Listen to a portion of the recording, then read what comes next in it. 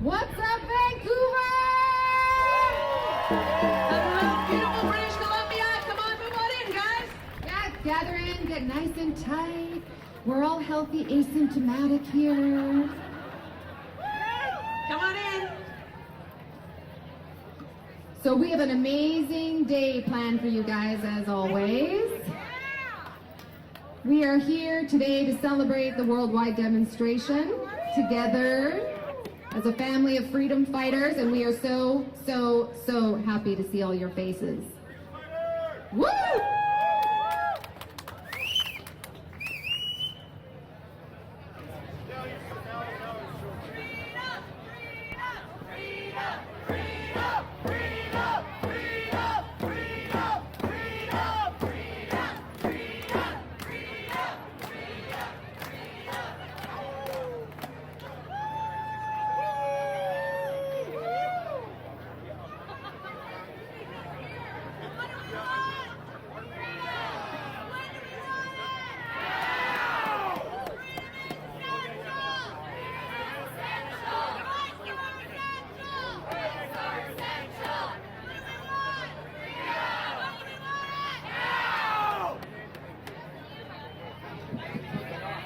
Okay, we're back. Sorry, you guys. Woo. Thanks, Jer. Okay, so we're back at it. Take two. Take two. Hopefully there won't be a take three. Okay, so shout out to Lydia, by the way, for being our freedom cheerleader. She's the bomb. Yeah, she's definitely got pipes. More pipes than me, so if this happens again, we're going to bring her up here.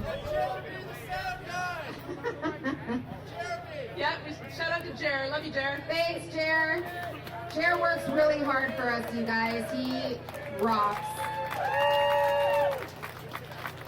So we're here, and we hope that today we are going to be filling your cup with love and inspiration, a call to action, and of course, music. Because today is about your freedom and claiming justice for our kids like we never have before. Beautiful BC. Woo! Welcome to Worldwide Rally 2.0. Hashtag we will all be there. So be sure to put that in all of your posts today, okay? Couple of housekeeping things to mention. We've got some bathrooms around the corner here for anybody that needs them. We've got Dana over here with some food, and she's doing everything by donation. So please feel free to just kick her back a few bucks so that it pays for anything that you guys like to take off her table. And we've got some face painting over there with Dana as well. So get your kids over there, get their faces painted. There's balloons. We want to make this fun for the kids today.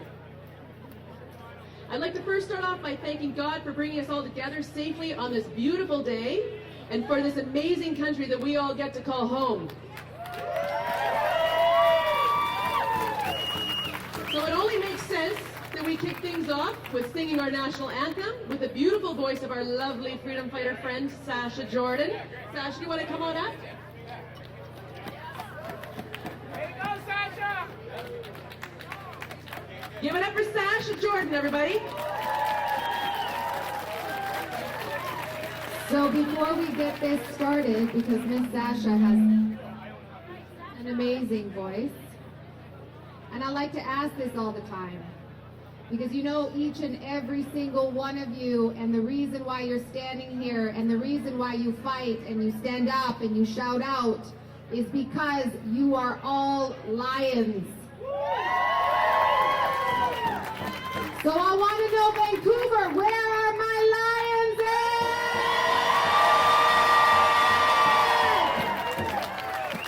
at? Take it away, Miss Sasha. Thank you. Yes, I'm Sasha, and I have been honored to sing at the rally since, I don't know, last October or something, and I am absolutely loving it. Is anybody here for the first time to the rally? Yes, I'd love to see that. That is fantastic. I know there's a lot of people who've been here a lot because I'm recognizing a lot of faces. I don't know, but it has meant so much to me.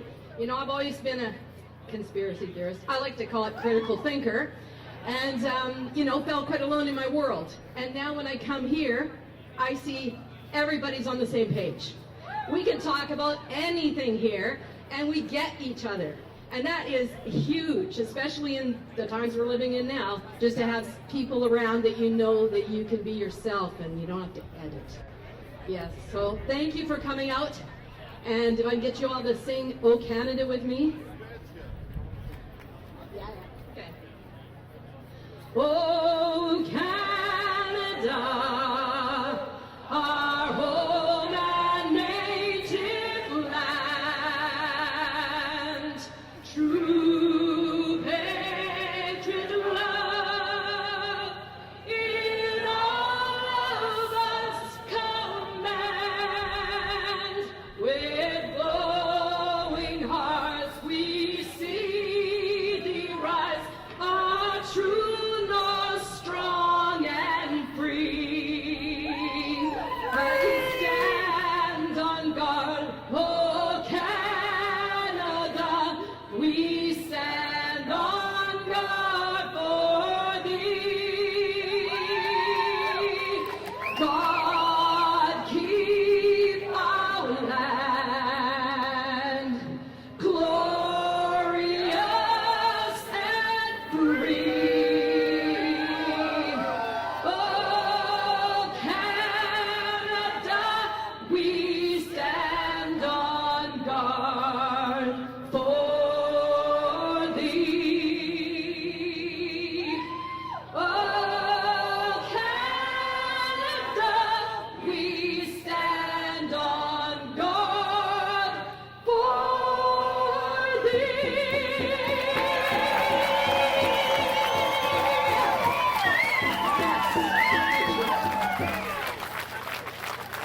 Great job, Sasha Jordan, everybody! Way to pick us all up. So I have a question for you guys. Who came here to claim their freedom? I said, who came here to claim their freedom? Well, you came to the right place. Today is a day that we unite across the world in solidarity. You have become together to stand with brothers and sisters to unite in the quest for freedom. Let's go, baby! There is a freedom sister that I want everyone to meet before we really get into the heart of our demonstration today, as she is one of the main reasons that Canada has been so successful with bringing together 45 out of the 100 plus cities that are doing this across the globe today. She is the lead correspondent with Germany Group that started this whole thing back in March, and I now have the honor of calling this peaceful yet powerful warrior a friend. Freedom fighters, please help me welcome Bettina Engler.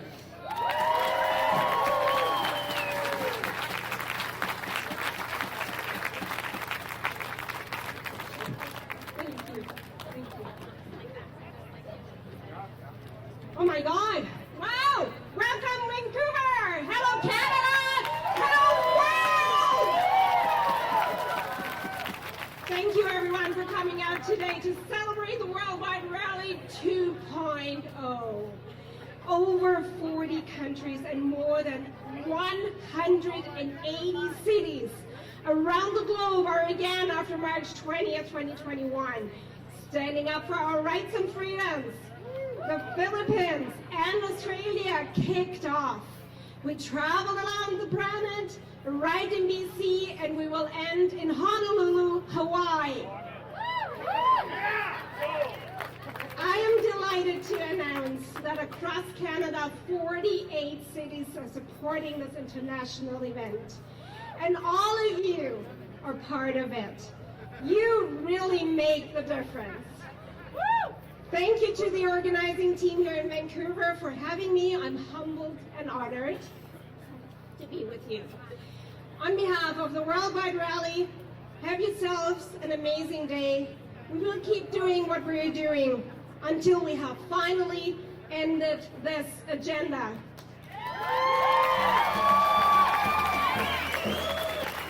Always remember, the moment you believe the government will take care of you, you have lost your freedom. Thank you.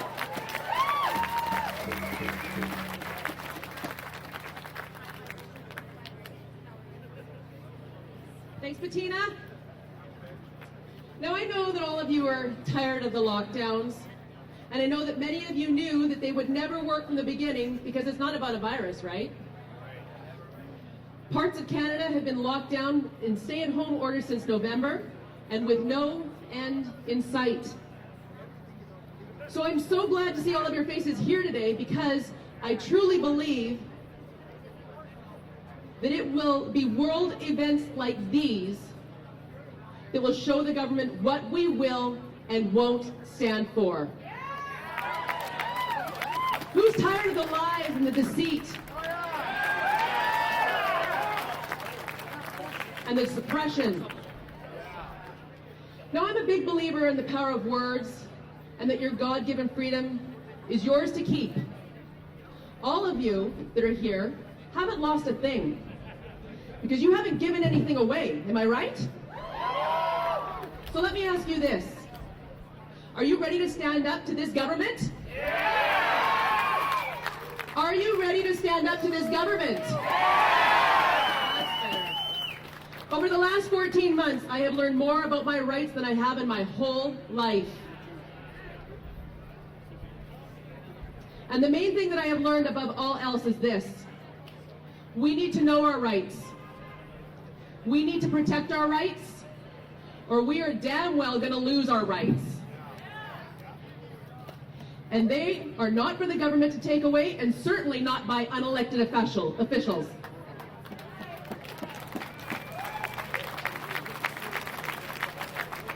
Now, I'm not what I would call a religious person per se, but I believe in the power of prayer. And I believe what we claim and say matters. And I have had some remarkable things happen when I have gathered with like-minded people with a powerful intention. The Bible says that where 2 or 3 are gathered together in my name, there am I in the midst of them. So we have a few more than 2 or 3 people here. And I personally think that we have nothing to lose by asking the big guy upstairs to hear us while we put our intention into all of us claiming our rights, because they are yours to keep. So I want to hear a shout out. It's mine to keep after I say this. If you agree. Freedom of expression. It's mine to keep.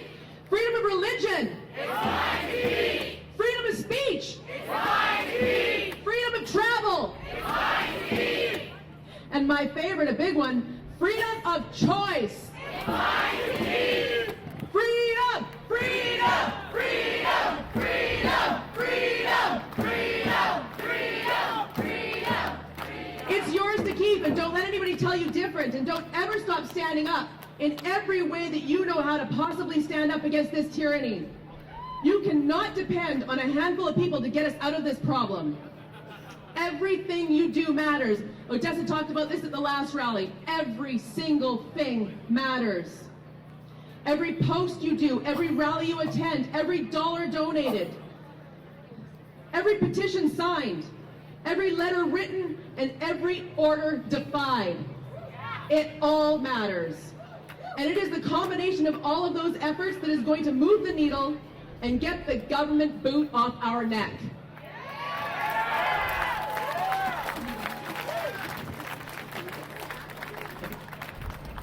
So I have a little experiment that I want to do. So I brought Alicia up here with my live that we're doing on Facebook right now. I'm going to be your cam girl for now. Just for a couple minutes. So a show of hands. And I need everybody to listen to this, because this is going to be important, and I think you're going to want to see this if how I think this is going to go. A show of hands. How many people know somebody who has had COVID? Legitimately. Oh, pretty big show of hands. Okay, put your hands down. Did you get that? Got it. Okay? It's all good. So I want to know, of those people that had their hands up, how many people do you know that have actually passed away with or of COVID? Nobody! There are a few. There are a few. And I am deeply sorry for your losses. It does happen. It is a reality of it. And this isn't about being incompassionate for that. But there's only a small handful of people out there. I have another question. How many people out there know somebody who's suffering with mental illness or addiction right now? That's what I thought was going to happen. Wow. Wow. If you guys could see what I see, you're going to want to see this on my live later, because that is heartbreaking. Of all of you that have put your hands up, how many people know somebody that has passed away from drug addiction or suicides in the last year and a bit? That's still far, far more hands than what put their hands up for people who have passed away from COVID. One more question.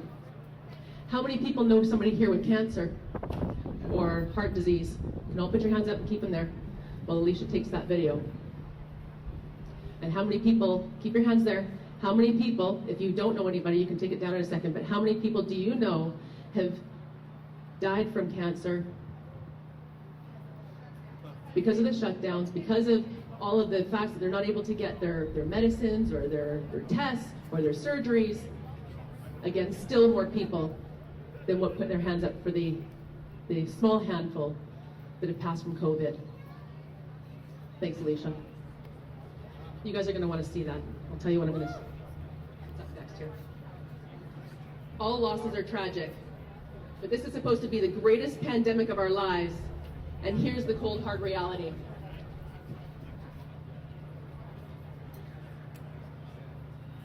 The real pandemic stinks, and it's the paid media and a government that has their health priorities on ass backwards.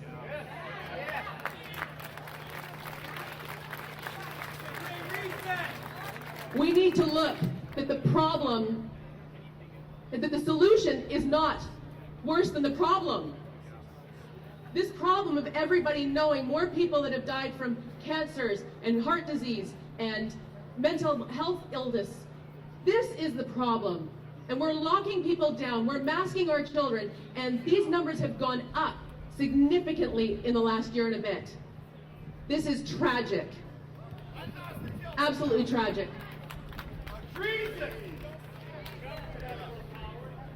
So the question is, where do we go from here?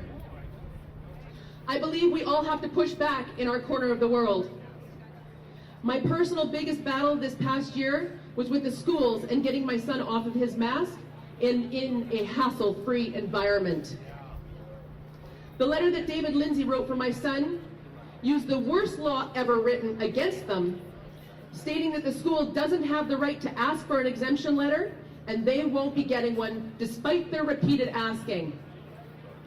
And for anyone that doesn't know, the Child Infant Act is a law that was written to take away parents' rights so that young children could make serious medical decisions for themselves without a parent's consent. Our letter basically says my child gets to decide what his medical procedures are and what he gets to do or not do, and the school doesn't get to say fashizzle about it. So we used it against them. Now, normally I wouldn't be in support of a law like this, but we use it to our advantage because there is no reason that my child should be able to keep a medical secret from me, but be forced to disclose it to the school. And at the end of the day, I think we can all agree that children need their parents to guide them. There is a reason why we don't let them play with matches or let them run out in the streets. There is a reason why we vet their friends and tell them to stay away from strangers. There's a reason why we monitor their online activity and tell them to stay away from drugs. And there's a reason that we look at the ingredients in their food and make sure that they eat their veggies. So can someone please explain to me why some parents are happy to let their kids wear a mask while childhood transmission is almost non-existent? where they would allow for an experimental, non-FDA approved rushed vaccine to be injected into them without understanding what every single ingredient is and what it has the potential to do. We are the parents, not the government, not the health officials, not our neighbors or the guy at the store. So let's start acting like it and get our children off the mask.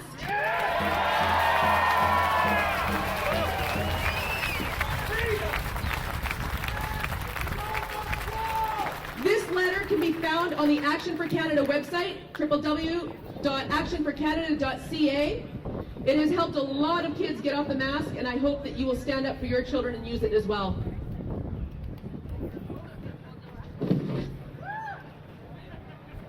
So,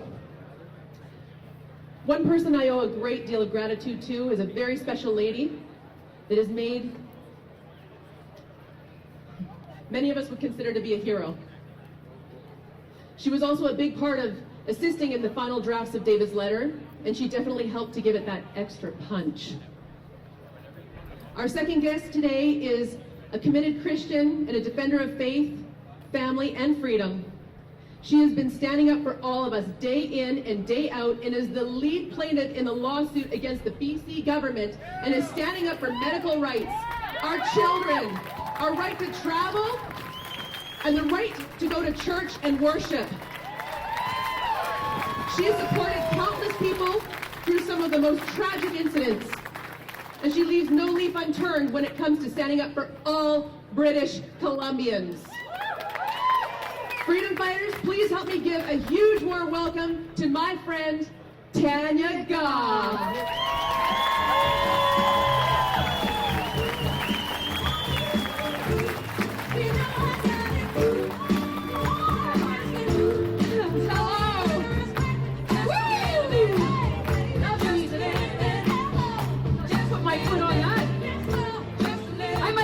Emotional today. This has been a tough week.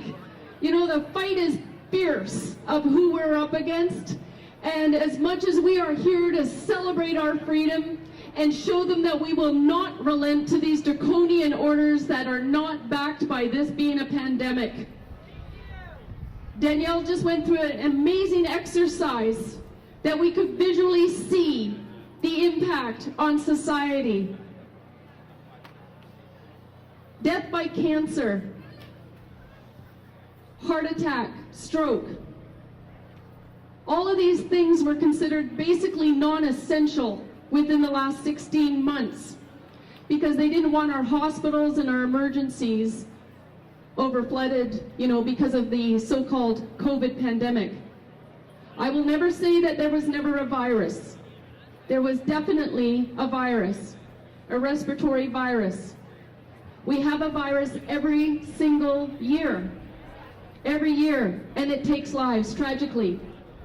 The 0.03% who are at risk every year, and we always take precautions. One of the things that's come out of this is that our elder care homes have been neglected. Some of them are tragically neglected. We saw that in Ontario, where the military had to go in. And I'll tell you, Rebel News reported this week on what was going on, and that the majority of those deaths that were reported on the news due to COVID were actually due to neglect. These people were found in their own feces. They didn't have water.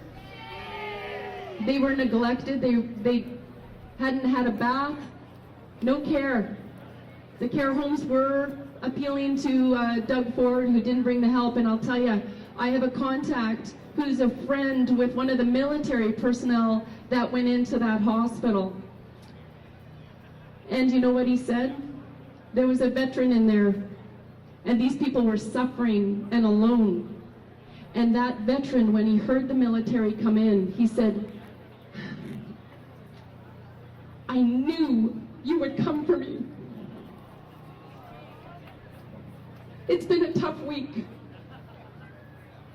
There's a lot of information that the mainstream media, and shame on them, are not reporting on. This veteran also had 3 diapers on because there was no one there to properly change or take care of him. This is a man that fought for this country and our freedoms. And Justin Trudeau and the likes of Doug Ford and John Horgan have turned their back on them. And they're using them to promote this pandemic that is not based on scientific information. The data isn't there. The CDC data is not there to support that this is a pandemic. Every death is a tragedy, but we experience it within our homes and our families, with loved ones, with friends, every year. And so we got to have a proper perspective on what's going on. We really do. They are using fear. I know we hear that fear is the virus, and I believe it. I believe it. But it isn't fear of the virus. A lot of it is fear of what other people will think if they're not complying with these orders. Do you know anyone like that?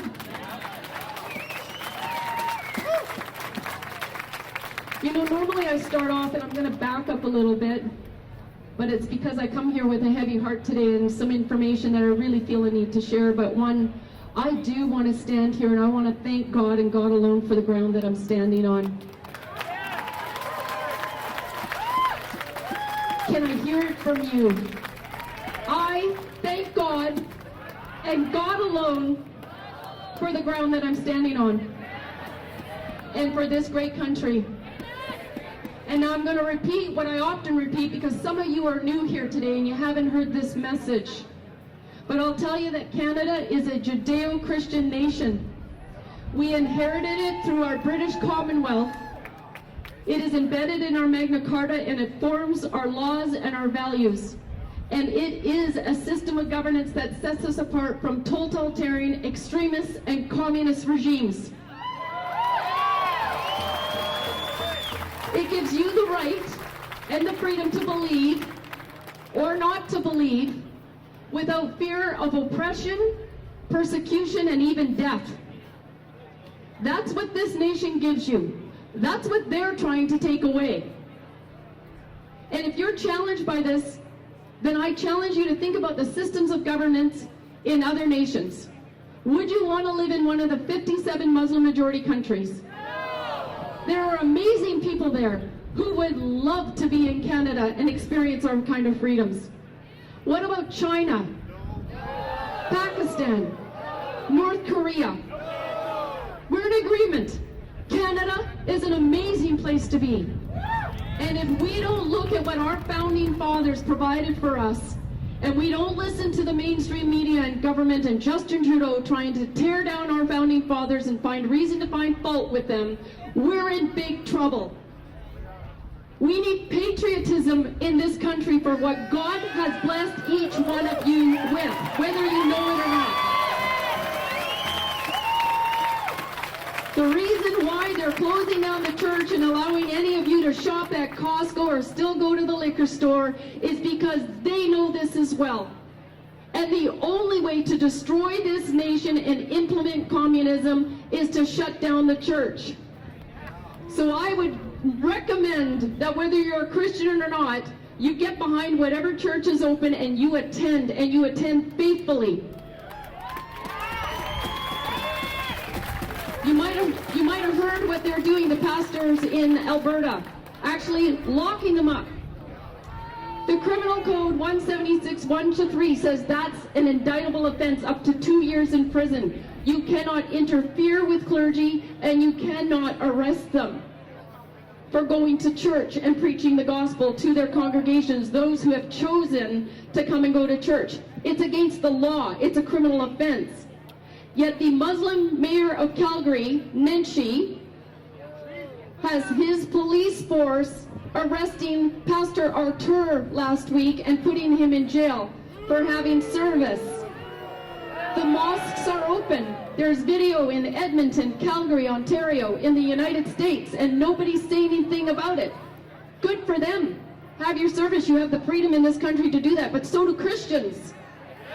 Let's not forget this, but the reason they're going after them is because that's what our democracy and our freedom is built on. And we really need to understand this.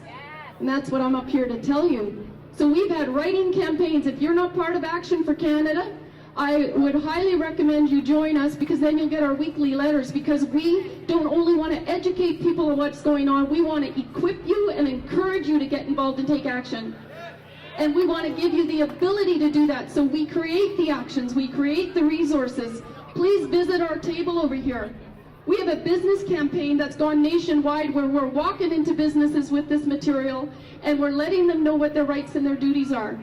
We are supporting our teachers and administrators, our law enforcement, our frontline workers, nurses. We're supporting our parents with all kinds of resources to tell the government in these notices that we will no longer comply to these orders because they are unlawful. They are irrational. They are inconsistent. They are harming people, and they are in violation of our Constitution. So no matter who you are, there's something at that table and something on our website that you can do. So in Alberta right now, we're calling an action out against the Premier, the RCMP, the Commissioner, to say do something about this. They're breaking the law in Calgary. The police are violating the law. The RCMP Commissioner comes back and says, well, that didn't involve us and it was outside our jurisdiction. So this is a federal crime, and you're the federal police, and you're telling us this is outside of your jurisdiction. Well, if not you, then who? So then a couple of days later, we launched a legal action to the Solicitor General. This is a guy, he has the authority and the right to make sure the law is upheld. So far, nothing has happened, but we got people calling, pressing in. We're going to continue. And then we've got a third call to action coming up, and that's going to be to address the judge, the corrupt judge who ended up putting a secret order in place, so when the time was right that if Pastor Artur had church, he could put a warrant out for his arrest. To arrest a pastor. Section 176.13 says this is an indictable offense. So we're going to keep going at this, and we need help doing it. All right? The other thing is, Action for Canada doesn't, just come to the rallies and prepare these resources for people. We're actually doing things. We're working with key elected officials because we care about what's coming up next, and that's going to be an election. And we are encouraging people that if you know of anybody who is somebody qualified to run for office, then please get behind them. They need your support, they need your resources, whether it's as a school trustee. You see what they're doing with our kids, right, and teaching them. You know, the Communist Party, what they say is you get the mind of the kids and you control the future. They're turning kids on their parents. They're turning kids against themselves. They don't know biologically who they are anymore. Two genders, male and female. I'm going to hold to that. It's a beautiful thing. Guess who created it? God. And he did it right. So let's not mess with this and confuse our kids in the school. A lot of you may not know about the SOGI agenda that's been in the schools for the last few years. They wanted it to be an anti-bullying program for the LGBTQ kids. Now, we've already had amazing anti-bullying programs. Nobody should be bullied. If kids are confused or struggling, there's kids with anorexia. Are we having parades for them? Are we encouraging other kids to become anorexic? I don't think so. Kids need help if they're confused. They need support, they need love, they need acceptance. We all agree with that. But to use that to go in and confuse kids with the comprehensive sexual education program that is meant to sexualize kids at the earliest age possible, gain control of them, take away parental rights, this is wrong, and you need to know about it. If you don't, get involved with what they're teaching. They're teaching BLM and social studies. That's a problem. The leader of that group says they're a Marxist organization. Okay? So we're fighting for our kids. So we're dealing with this. We need to get elected people into position. If you know them, support them. Now, as far as Bonnie Henry is concerned, and I'm probably coming up pretty close to my time here, Danielle, so I apologize, but my heart is full. I spent time in tears yesterday as I was writing somebody with the power in this province to do something very significant, and I had their ear. I've been in contact with them for 2 years. I've been sending them the information, and the most frightful thing is right now is Bonnie Henry knows that these vaccines are causing harm, and she continues to promote them. This is an indictable offense according to the criminal code as well. When you have a position and you have a duty to do that position and make sure that people are informed, and you are withholding that information and promoting it, you belong in jail. And John Harding is complicit to this criminal activity. I've been doing a ton of research on these vaccines. There are doctors in the Senate in Texas telling what's going on. They're approving them for kids now, 17-year-olds, 18-year-olds. Dozens of them are dying, healthy kids after they took the vaccine. What does Bonnie Henry report this last week? Oh, you know, she's going to be bringing in vaccine for kids. For the youth. All right? People know I'm not an anti-vaxxer. I'm not even going there. But I'm this anti-COVID shot. I definitely am. The testing on animals continually for years. I got reports even from 2012 when they were trying to test on coronavirus. The animals died. They have never in decades been able to come up with a coronavirus that did not have significant risks. Ever. Coronavirus is always changing every year. So what exactly are they vaccinating? First of all, they didn't isolate this COVID so-called virus. How can you vaccinate something you haven't identified and properly isolated? And now we're into a new season. Bonnie Henry is reporting 1,550 deaths in 16 months. Divide that by 5.1 million people. 0.0003% death rate. This is a problem. And we need to know about it. We need to know about it. You know, as far as, you know, the people that put their hands up that knew somebody had died of COVID, you know, my heart goes out to you. I would have liked to have, you know, 2 years ago raised a hand and said, hey, has anybody known anybody that died from the flu or anything this year? Right? There's going to be a response to that because this is a natural part of life. Are you aware that the Red Cross is stating that people can no longer donate blood if they've had the vaccine? They're saying maybe some types, but maybe not all. That's a problem, and we need to know about it. There's a lot going on. Right now, if you call and you have a medical, you know, you're not feeling well, and you call the health line in BC right now, 2 of the questions they're asking: have you had the vaccine? Even if it's a stomachache, have you had the vaccine? And have you been near anybody who's had the vaccine? They know something's wrong. And then the doctor's offices are asking the same thing. There's a theme here. When all medical personnel know to ask these 2 questions, we know there's something wrong with what they're doing, and yet they're still going ahead and doing it. And they're still putting the lockdowns in place based on a faulty PCR test. Anyways, that's a lot of information, but what I want to relay to you is we are fighting hard. As you know, we have retained Rocco Galati, and we are commencing legal action against the BC and federal government and against Bonnie Henry.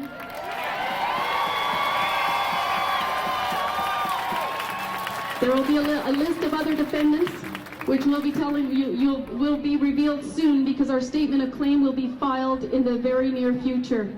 So I'm very excited about that. I'm very grateful to the grassroots Canadians across this country who have donated to this legal action. It costs many hundreds of thousands of dollars to do a constitutional challenge. All right? This takes a lot of money. It's not just your average. It's to overturn unlawful bills that they've put in place. It's the only way we're going to do this. Everything, okay? We're going after them. And so I want to say that we're almost at 77% of the funds needed. So I thank you so much. No foreign donors, no George Soroses, no blibbity blab, like it's been the grassroots. My heart has been touched, and I'm just incredibly pleased by what we've been able to accomplish together. So we're still not quite there, so I'm still going to appeal to you for funds today.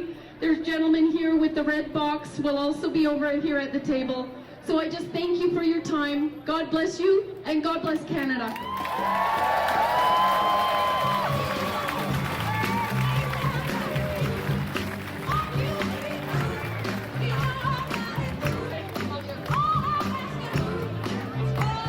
Love you, Tanya. Go, everybody. She's fighting for you. Every single person here. Children, this girl's got your back.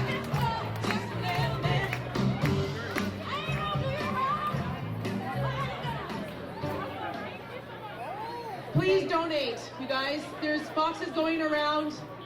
77%, you guys. A couple of days ago it was 75. Seriously, this is adding up so fast, and this money is being raised because of these rallies. What you guys do here matters. Please be generous. Let's get this done. Yeah, absolutely. And it's a big case. The hundreds and hundreds, if not thousands of hours that has been worked on this case. It is no small feat, that is for sure. Okay, so we have a couple of announcements of our own as well, both Miss Danielle and I. You guys aren't going to want to miss this, so tune in for just a second here, please, because this is important as well. So actually, I'd like to call Brian up here. Brian, where are you at? Our good friend Brian Paul. Say hi to Brian, everybody. With Bolt Air. So, I don't know how familiar any of you guys are with the Freedom Organization. Anybody want to put their hands up just so we can kind of see if they're familiar with them yet or not? Okay. So, Danielle and I have joined, we are co-founders of an organization called the Freedom Organization. We work with two powerhouses on the East Coast, Tanya the Herbalist and Amanda Forbes. What we have done is we have created the biggest online platform for resistance, for education, for freedom of knowledge, everything that the press has tried to silence people from. So as the media is trying to manipulate everybody, we are counteracting that with conferences with the biggest medical science around the world coming on these conferences to educate people.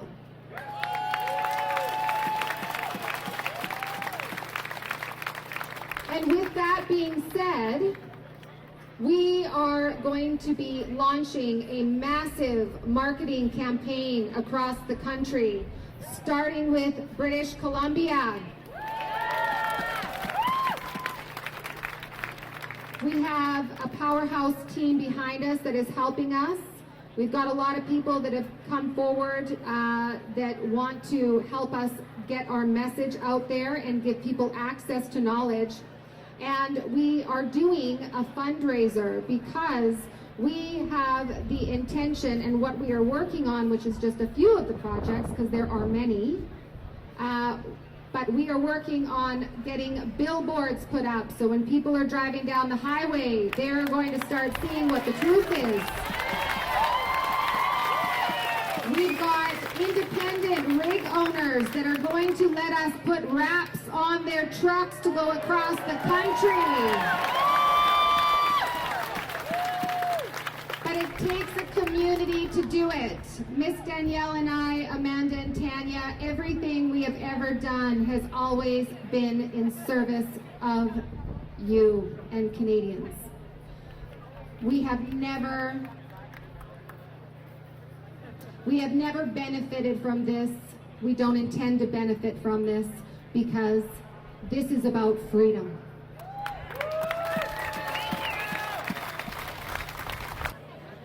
So on the march, we are going to head along Robson here to Granville, up Granville to Davie, Davie down to Burrard, and then back along Robson and home base here. And a big shout out to the VPD. Thank you, VPD. Always keeping us safe, always being more than pleasant. We know that there's a lot of places across across the globe that are not getting the same kind of support that we are getting here in Vancouver. And we are ever so grateful for all of your support, VPD, and for keeping us safe. Thank you, thank you, thank you.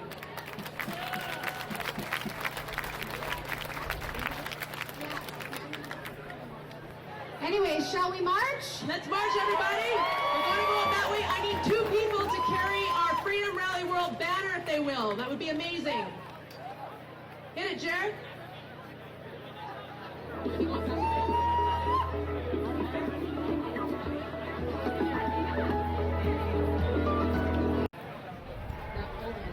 come on in. Let's get close to each other. Don't be afraid.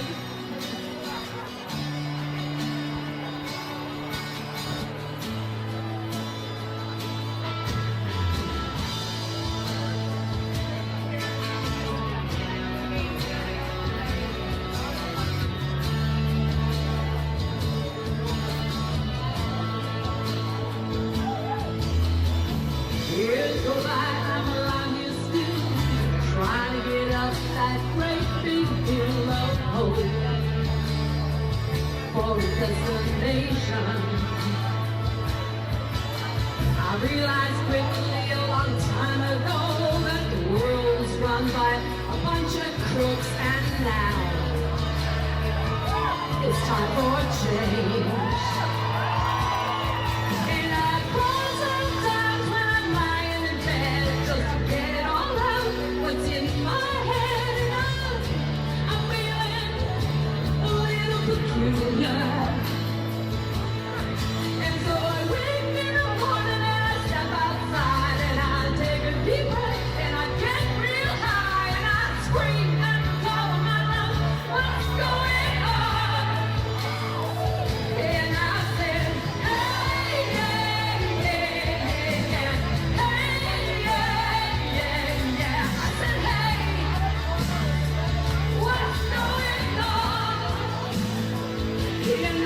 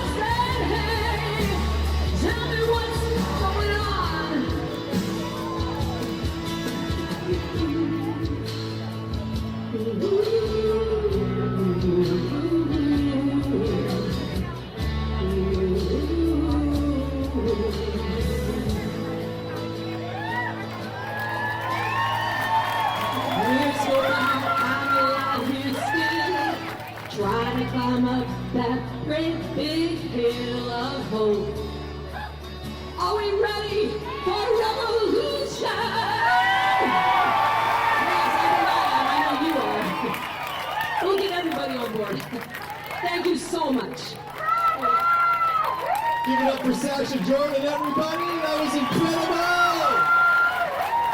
What a pleasure.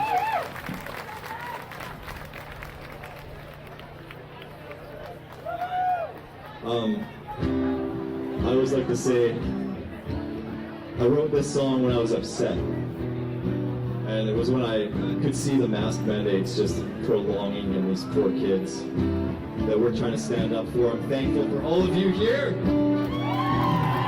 You're all awesome freedom fighters. You can be proud of that at this time in our country.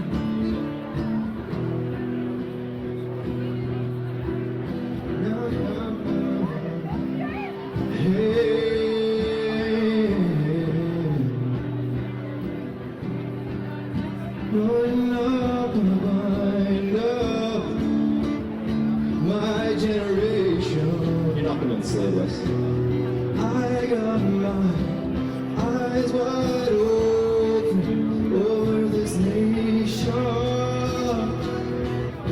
No, you're not gonna mask us, hide our faces. We are a beautiful, glorious creation. Oh,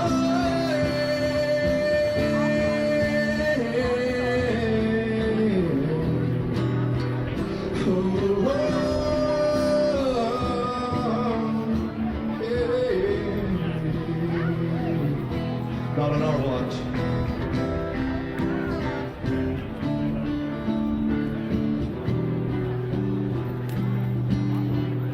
No, you're not gonna find us, my generation.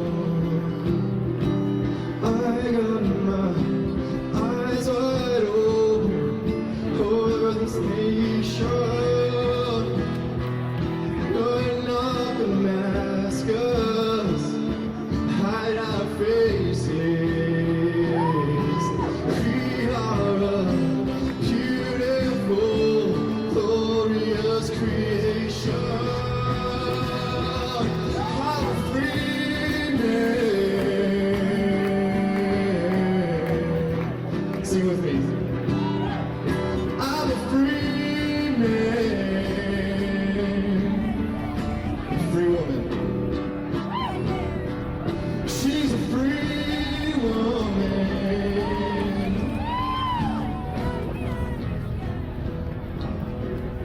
I'm a free man. Oh, we need to free the kids. She's a free woman.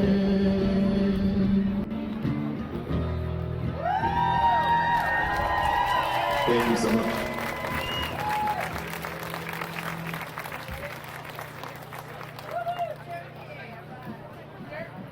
There we go.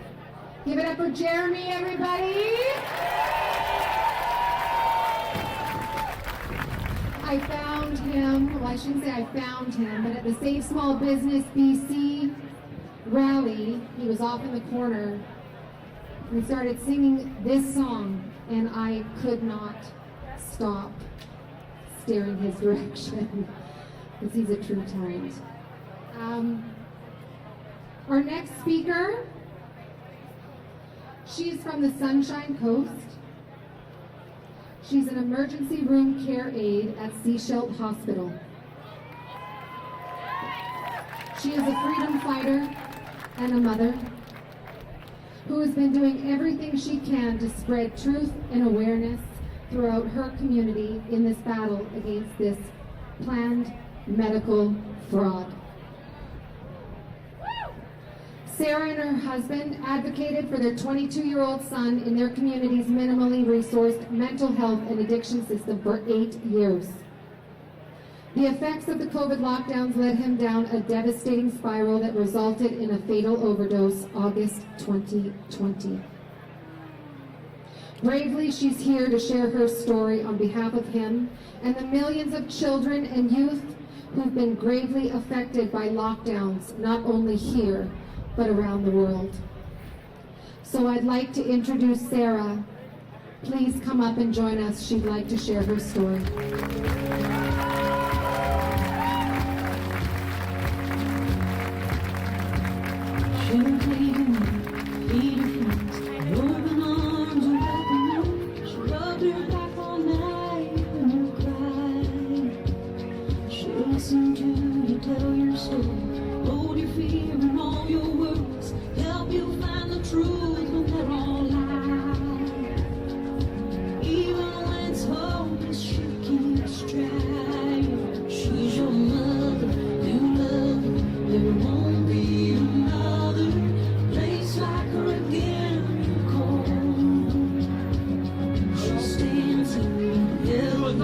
There's nothing she won't do as long as she's alive. You're not alone.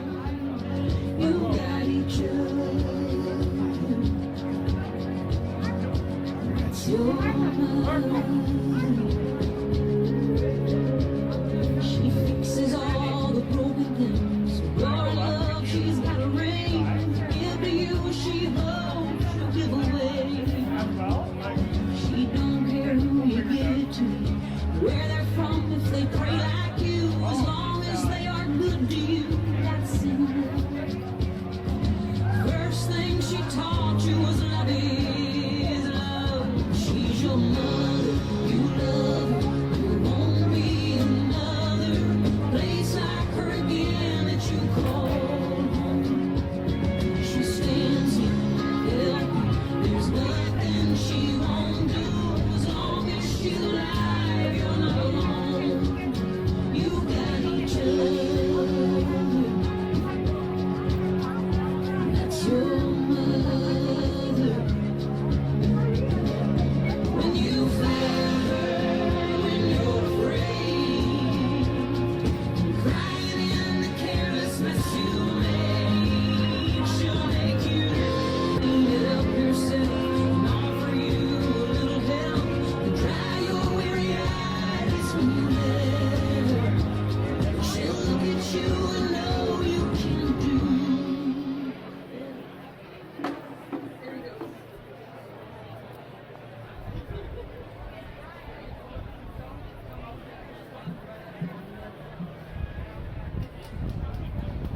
Good afternoon, beautiful freedom fighters.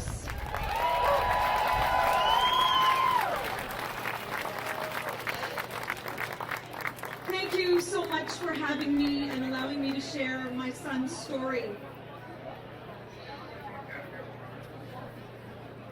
I'm here to share my son's story and support the kids and teens that have all been affected in many ways from the restrictions and lockdowns in their most sensitive developmental time in their lives.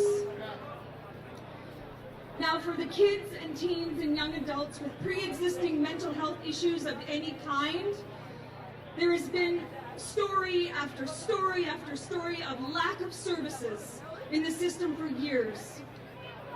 But when the first wave of COVID restrictions hit, many of these vital services were shut down or greatly reduced, leaving out patients that relied on meetings with their mental health or addictions team without regular supports. Which takes you to my son's story. This is Chase.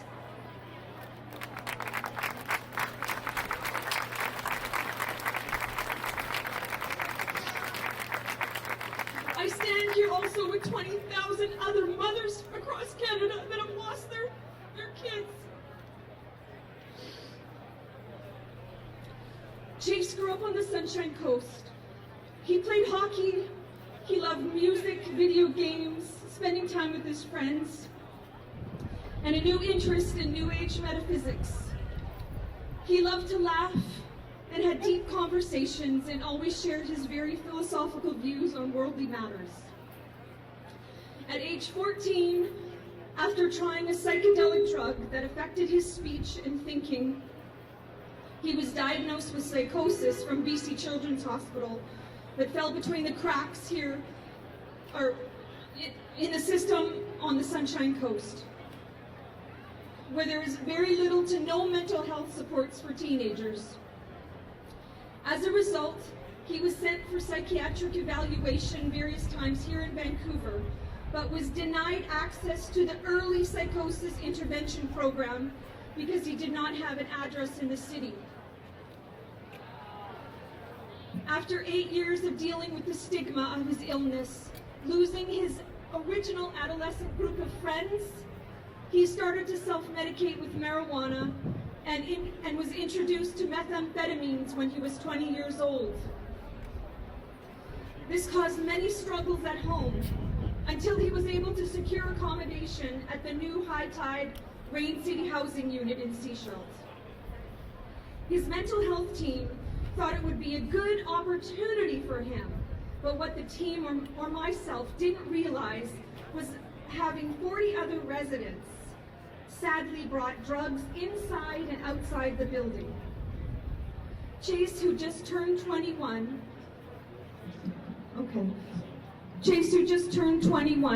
was occasionally using meth, but now had full access to it, even from his next door neighbor. Eventually, the over-increase of dopamine in his cognitive impaired brain put him into a verbally aggressive, drug-induced psychotic state. This led him being permanently evicted during the first lockdown wave, where he then stayed in a tent in the field across from the housing unit. It was the worst possible time to be kicked out. I remember him calling me when it was pouring rain and there was no place for him to go. The Tim Hortons was closed. He wasn't allowed at the gas station. Everything was closed. He couldn't go inside. At this point, he fully agreed to go to treatment, but his addiction team said they weren't able to get him in due to the treatment center shutting down. The ones that did remain open were greatly reducing their client intake, so the wait time in this new stressful beginning would be at least 4 months. This was a major contributing factor to his decline. Can anyone relate to the restrictions having effects on their mental health or their access to services? Yes. He was denied a vital opportunity of treatment that could have shifted his course of direction. When the borders were closed, there was an upspike in fentanyl overdoses due to a disrupted supply chain, making substances ripe with contamination from toxic drugstore additives that dealers use to increase the potency and addiction in their supplies. To make his journey more difficult, he was denied further access to the homeless shelter managed by Rain City, which also served as a new safe consumption site. So where do you safely do your drugs? After 4 months of being on the street in our small community, he was introduced to opioids. This quickly changed his character from rageful to drowsy, which he thought was better for him to keep him calm. Having no safe place to smoke opioids, he ended up overdosing 3 times in his tent in the field beside the supportive housing. And by the grace of God, he was revived each time by people walking by. During this time, I was constantly calling his mental health and addictions team, begging for help and keeping them updated on his situation. I was demanding, angry, and in desperation for them to do more. As restrictions seemed to ease up, he was able to see his case manager and addiction workers through plexiglass and masks, but they couldn't get him into treatment because wait times were still very long. They also said the restrictions in these places would have been too much for Chase to follow, which created further limitations. So daily, we brought him food and did whatever we could to help him get by, except for money, of course, which is what the force of the addiction wanted, most of all, causing him to be drug sick. My husband and I finally had a meeting with his team. His psychiatrist agreed to apply for the application to a certain treatment facility that required a very high bar to get in. But because Chase had been kicked out of housing, got into drug-induced mischief, refused opioid replacement, and had 2 overdoses, he now qualified. Still, his psychiatrist said that he needed to suffer a whole lot more in order for him to commit to going. So my husband and I were further instructed not to buy him any food or take his calls, so he would just rely on the team for any help. They said they would arrange places for him to get food, but that was never really put into place. After his 3rd overdose, I knew he could not overdose again. That was it. He briefly told me of a dream he had with flashing lights and ambulances.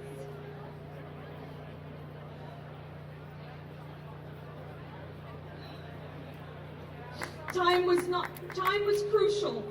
This was it. A mother's intuition is never wrong, nor is any intuition for that matter. Don't let anyone ever tell you otherwise. And that's really why we're here today, because we know. That day, I went directly to his case manager, but his case manager was on holiday, of course, and a substitute was taking her place. He read Chase's file and told me that a bed had actually opened up at the treatment center, but a police escort for him would be issued under the Mental Health Act to ensure that he would go, although he was already in agreement. At this point, after almost 5 months of being homeless, he had finally secured one of a few rental trailers on a piece of property outside of Sechelt, but with a very sketchy landlord.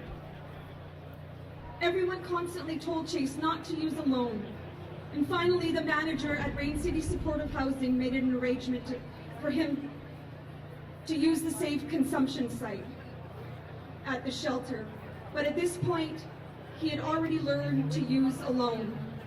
A few days later, I was working in ER as a care aide at Sechelt Hospital. I actually haven't been back to work since, and I don't think I really want to go back. All of a sudden, I see the police dragging Chase into the unit in handcuffs, angry and swearing. I asked what the heck was going on, but Chase said he didn't know. The case manager was called over for mental health where a discussion took place. He then came up to me and said that the police had made a mistake and brought him in a day too early. He said they were supposed to bring him in the next morning to be escorted by a staff member to the treatment center. So because they had the wrong hour in less than a 24-hour period, they released him in a fit of anger and confusion. It ended up not being the fault of the police, but a miscommunicated request to them by the case manager. The next day, when it was the actual day for Chase to go to treatment, the police escort was not rescheduled, so a rehabilitation worker was arranged to take him instead. Now, because of the trauma of the previous day being hauled in by police in handcuffs, Chase refused to go. And later he was found back in the field in a tent. He was scared the police were going to come back for him and now didn't trust going to treatment. I remember him saying he was so scared when walking alone on the street in fear he would be interrogated or brought into cells, as had happened in the past. Our greatest regret was not taking him back home. My husband and I struggled with this decision.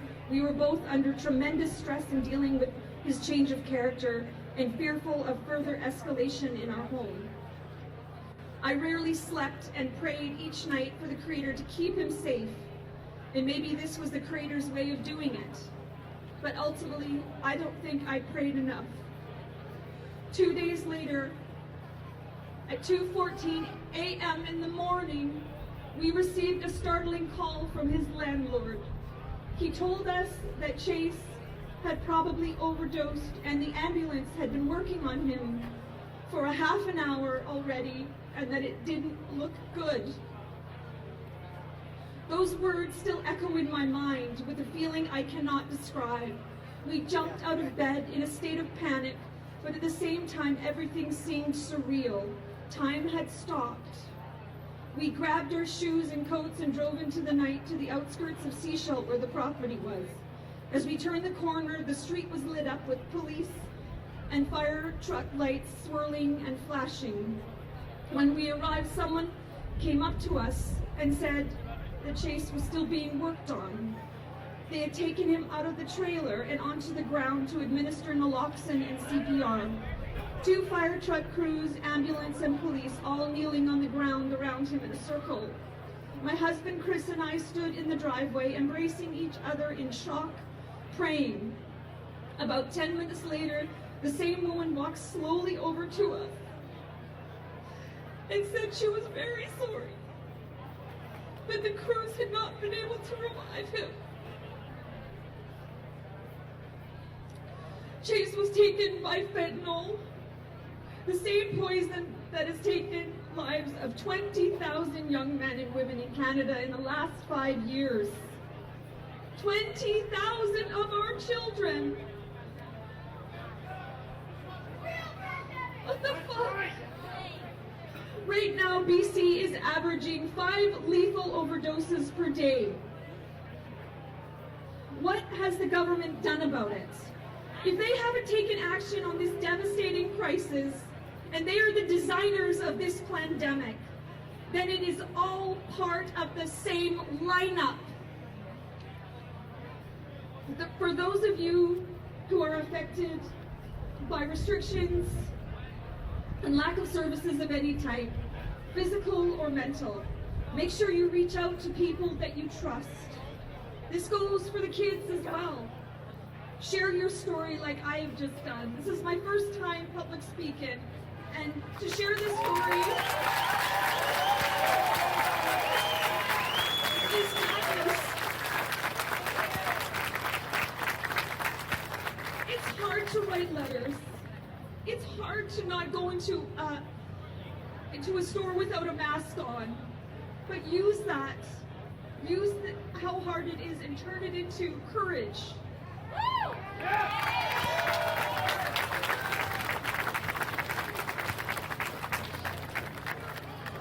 Write letters, take positive action, and most of all, do not feel shame for what you are going through, as you are not alone, obviously.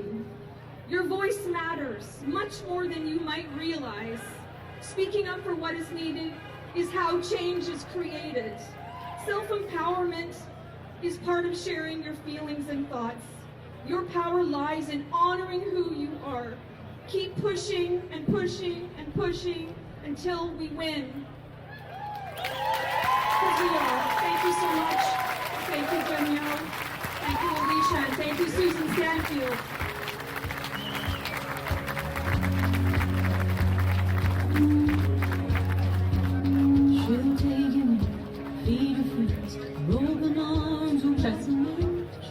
Sarah Jardine, everybody.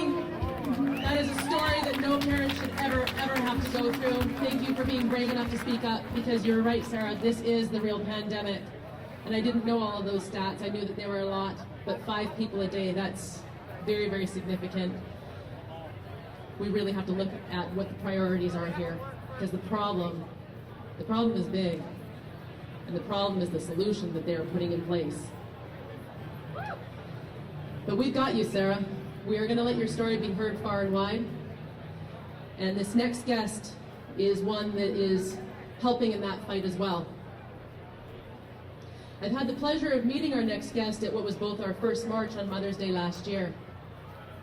She's been a fierce warrior, boldly calling out our government and media, and has put herself in the forefront of exposing corruption and bringing forth some of the most knowledgeable truthers from all walks of life on her YouTube show, Liberty Talks.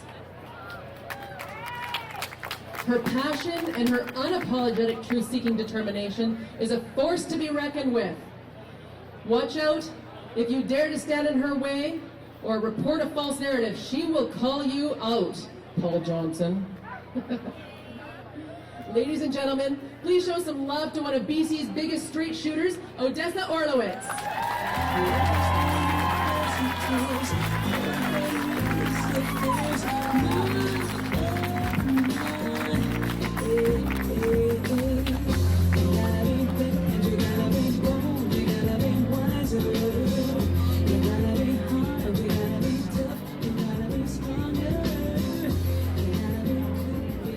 Hello, so I've already forgotten one thing. I have a Liberty banner under Liberty Club right there, because I'm going to be talking about how to join Free the Kids BC. So can somebody grab the banner that's underneath Danielle's daughter, underneath the table? It's a big, long white banner. Oh no, Teresa has it. Can you spread this out? It's just for my speech, because the name of the website to join Free the Kids BC is, it's my husband's spelling. He wanted to be funky, but it haunts me every day because of the spelling.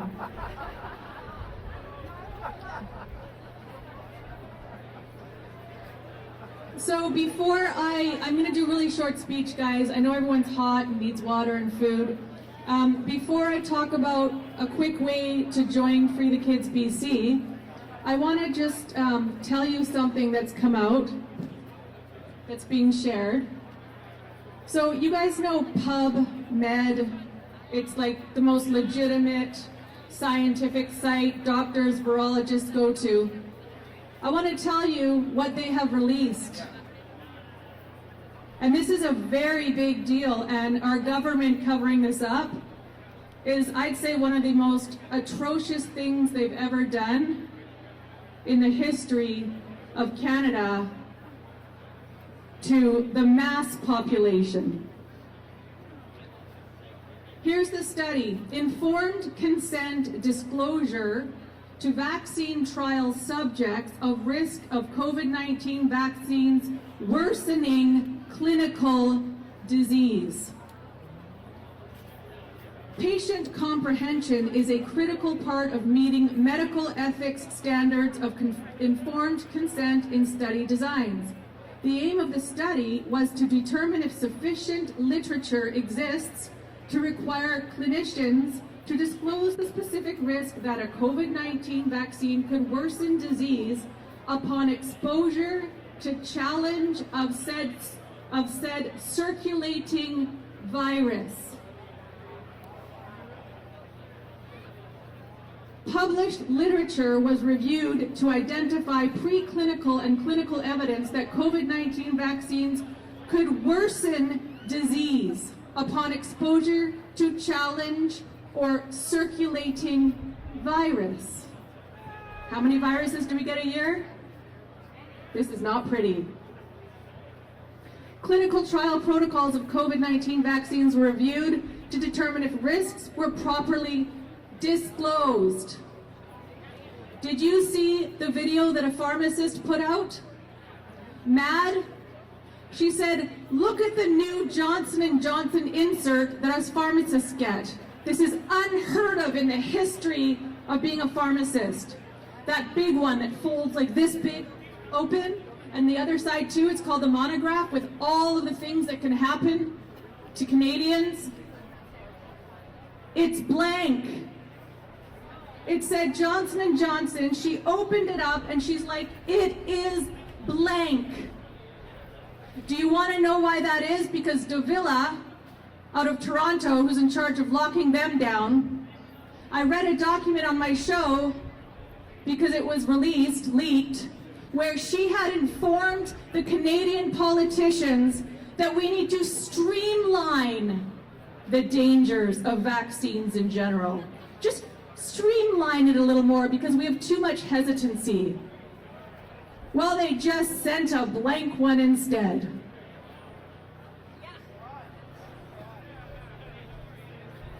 Results of the study, COVID-19 vaccines designed to elicit neutralizing antibodies may sensitize vaccine recipients to more severe disease than if they were not vaccinated.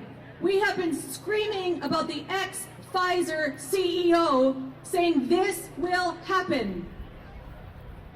It took him to be retired to tell the truth. Does Bonnie Henry care? No. She might look really nice and stressed, but she's a murderer.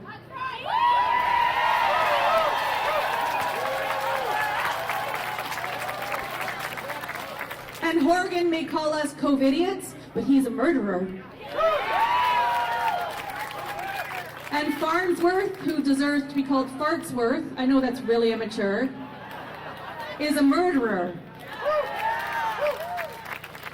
They have been so bought off, they are actually complicit in saving our elderly and the rest of us. What also came around on the internet yesterday, and it's a legitimate video, did you guys see Texas Senate committee hearing? Where they brought in people from the medical community under oath. And you can see it, it's on my Facebook page, Odessa Orlowitz. She said, in the history of vaccines, if this many people died in the first 2 weeks, it would have been pulled completely. This is real.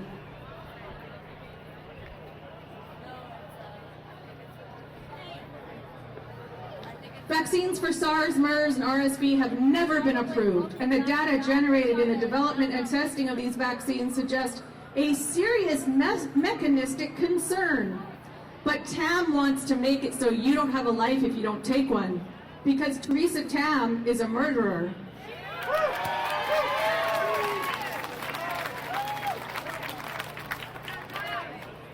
Who works for Bill Gates, who's a mass murderer.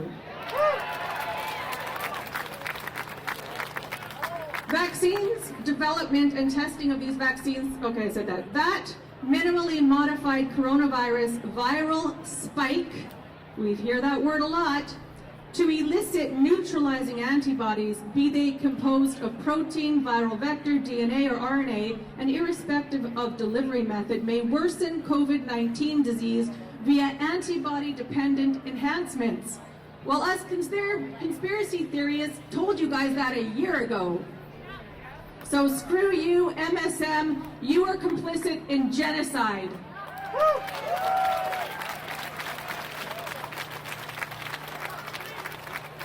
The risk is sufficiently obscured in clinical trial protocols and consent forms for ongoing COVID vaccine trials that adequate patient comprehension. I know we're trying very hard, you guys, to wake up our friends. Comprehension is not happening. It's bizarre. Well, we can thank the MSM for that. Comprehension of this risk is unlikely to occur. Get it? Them understanding this is unlikely to occur. In other words, why are you doing this to the mass public who are too busy with their lives to study this? That's what they're hoping, guys, that you're too busy with your life to bother.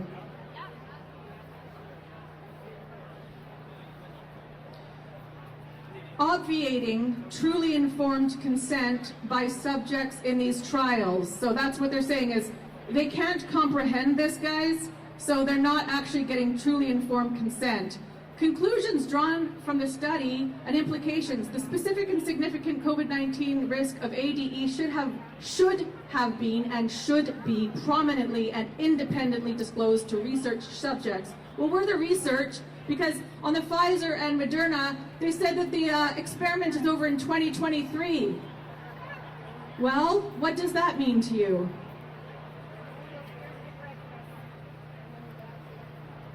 As well as those being recruited for the trials and future patients after vaccine approval in order to meet the medical ethics standard of patient comprehension.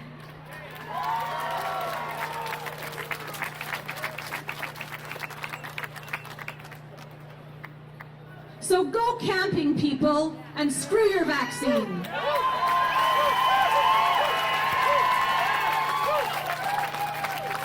One other quick thing. Dr. Montagnier from France, he's the first one that told us a year ago he's a award-winning Nobel Prize laureate who's famous and used to get awards, came out a year ago and said, this was made in a lab. Let me show you why. And he shows all the reasons why. And now Fox News finally goes, hey, was this made in a lab? Unbelievable. So this famous guy, thank God he's still alive, just confirmed, like I said last time, but you can see the video, it's in French, but just translate it. The variants are 100% caused by the jab, by the vaccine. Those people taking the jab are filling up our hospitals. So Theresa Tam, who just came on TV and said, oh, well, if we don't get 70% of the people vaccinated, we're going to keep closed. Genocide. Coercion. Theresa Tam, get the hell out of my country.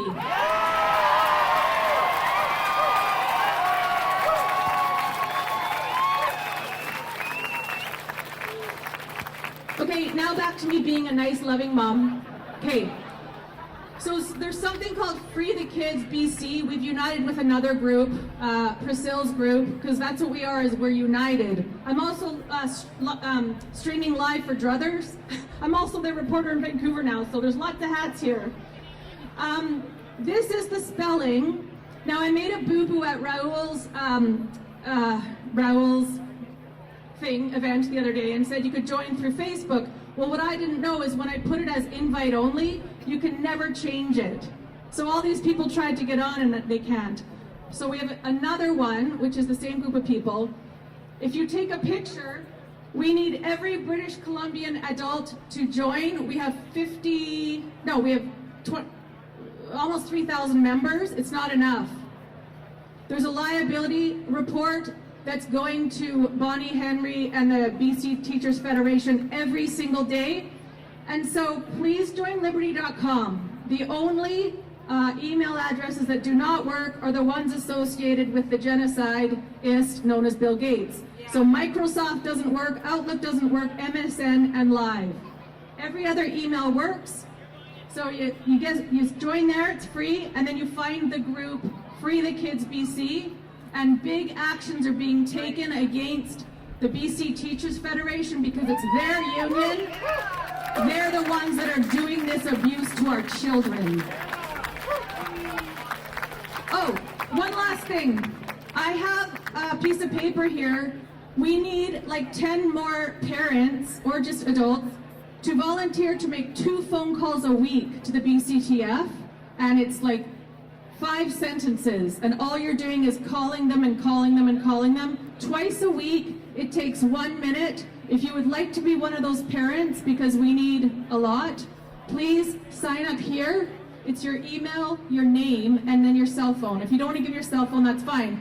And you just, I will contact you because we're going to have a group meeting on Liberty this week coming up. Guys, it's not a big commitment. It's phoning. Did you get the liability letter? No? Okay, well, when are you going to call us?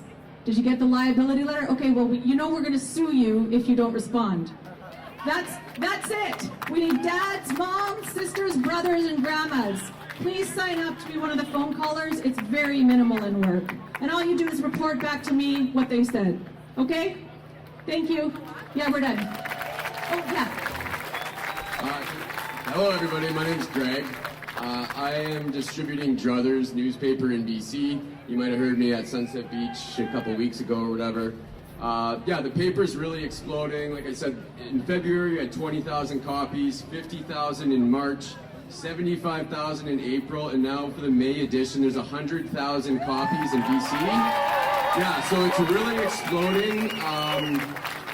In May, there was 500,000 copies in Canada, so that's 1 in every 25 households, which is pretty incredible. So, you know, I think spreading this message, I've noticed one thing is when introducing people to this, they've got to draw their own conclusions about things. And we know a lot of information about this, but they have to draw their own conclusions. So when I present this, I'm just like, hey, here's an alternative newspaper, some substitute for mass media, and it's something you can hold and read at the dinner table. I spend time delivering these door to door in my neighborhood, my wife and I walking around with the dog, and I'm running up to the mailboxes and stuffing them in the mailbox. It's actually pretty fun. You get to meet your community, and it's a great message. And you know, the biggest thing now, I guess it's a good problem to have, is the funding. It's all donation based, all volunteer and donation based. It costs 10 cents to print a copy, and of course, 500,000 copies was $50,000 last month. So if you're able to donate anything, that would be wonderful. My email for contact is bc@druthers.net. bc@druthers.net. It's pretty easy. We've got distribution hubs all over the Lower Mainland here. I've got about 30 bundles in my truck. It's an old 1980 Ford, just parked right over there. So if anyone wants to grab some bundles, you can just meet at the side here, and I'll give you a bundle. There's 100 papers in a bundle. Anyway, yeah, I just want to say too, just to give some context to Sarah Jardine earlier, because I looked this up, and in 2020 there was 1,716 overdose deaths in BC, and in the 14 months of COVID, since I looked that up, there was 1,493 deaths. So there's actually less deaths from COVID And those are people dying with COVID as well, not from COVID. So just to give some context and some actual data on that, it's pretty astounding. So anyway, yeah, bc@druthers.net. My name's Greg. Reach out to me. Love you guys. Thank you very much. And if you want to sign up, guys, I forgot to tell you, this is going to be at the Liberty tent, Liberty Club. I haven't asked Dana, but it's going to be there to sign up. I have pens, okay? Thank you.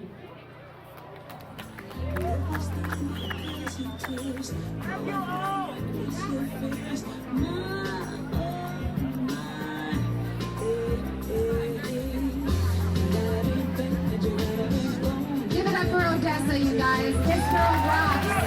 She's a little firecracker. She's been a firecracker forever, and that's why we love her. Yeah, your love makes up for the Instagram message I got today that said, I hope you choke on glass and die. Okay, thanks. I really get messages like that every day. I would like to introduce a very, very special friend who came into my life and changed it. We text each other like 3 times a day. We're buddies.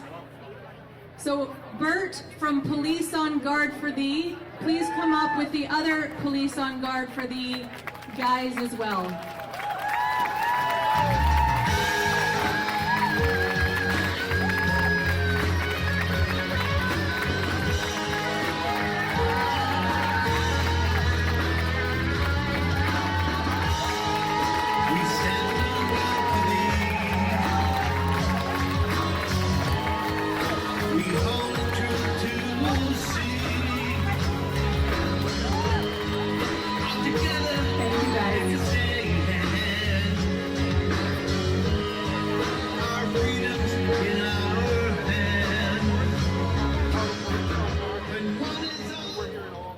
Test. Okay.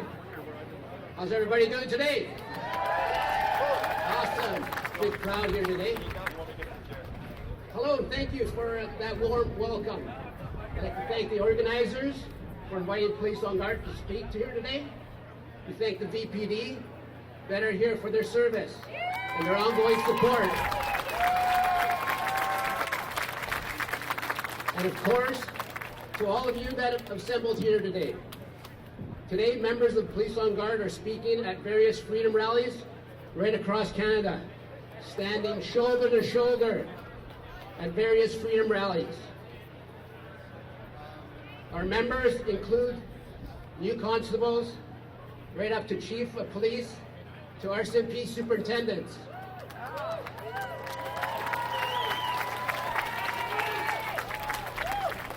My name is Bert Mayo, and I'm a member of Police on Guard for Thee. I served in law enforcement for 35 years combined service and now retired.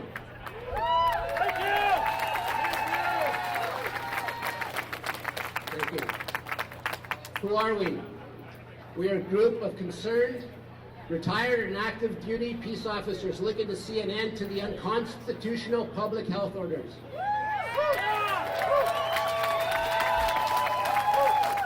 Peace officers are being directed to defy their oath, to uphold the rights of the people they protect, and this must end.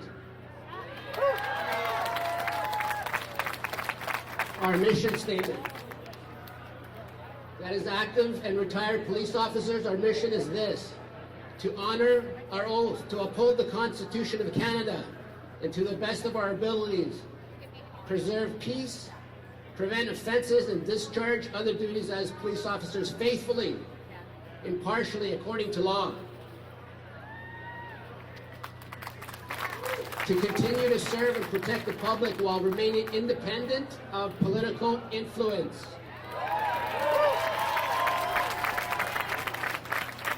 To repair and regain public trust which has been damaged and lost due to law enforcement of emergency measures. To encourage active duty members to join our court action requesting clarification on the validity of emergency measures being passed by our federal, provincial, and municipal governments.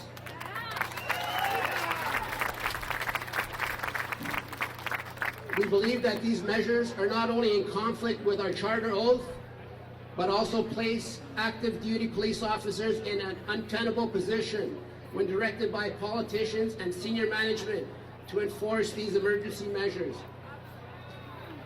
We are facing a crisis where elected politicians have influence to turn against the public that they were elected to serve. They have worked to silence Canadians using the media, the courts, with a message of fear and terror. And according to the Criminal Code of Canada, Section 372 sub 1, that's an offense.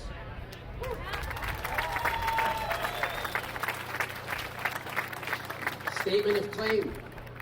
Our statement of claim has been filed in Ontario by our lawyer, Rocco Galati.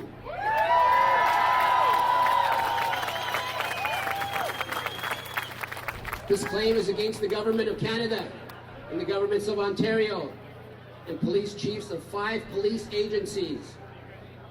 Many of the applicants, 19 in fact, are active members of Police on Guard. You can read that claim on our website, policeonguard.ca. I'm going to invite Rob to have a few words with you.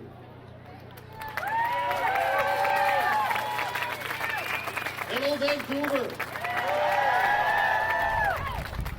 I'm going to talk about basically how the public can help. Follow us on Twitter, Instagram, YouTube, Facebook. Print off materials from our website, policeonguard.ca. Write letters to your MP, your MPP, police services, councillors, mayors. I'm not getting responses from my letters. Keep writing. Educate yourself. Know your rights. Read our posts. Read our posts on legislation. Get involved. Attend police board meetings. Public is allowed to attend. Follow Rocco Galati.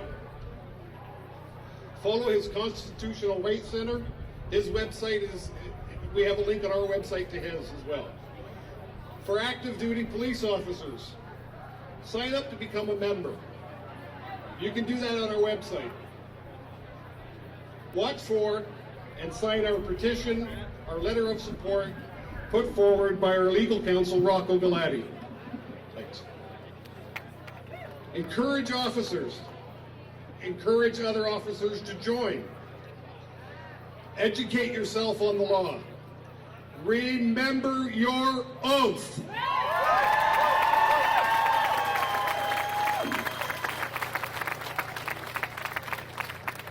Read our posts. Read our posts on the legislation. Read news. Watch videos. Watch the videos presented by our legal counsel, Rocco Galati, regarding the constitutionality of the public. Resources. We have many on policeonguard.ca. Please check them out. Come talk to myself or Bert or Ralph at our table. You can also contact us directly through our website and join the policeonguard.ca mailing list. Thanks. Back to Bert. Thank you, Rob. Conclusion. So we call on all active law enforcement members, remember your oath. As active and retired members of various police services across this great country, we recognize our sworn oath to uphold the Constitution of Canada, including the Charter rights and freedom. And we intend on honoring that oath in everything that we do.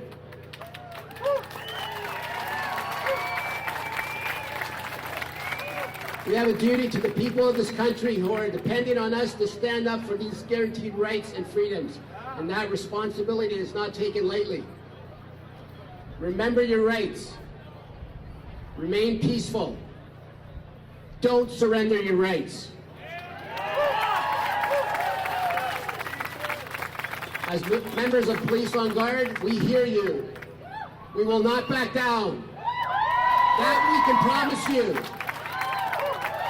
We will today and the days to come continue to stand on guard for thee. Thank you and God bless you. Visit our website, policeonguard.ca. come on over to our table. We'll answer any questions, concerns you may have.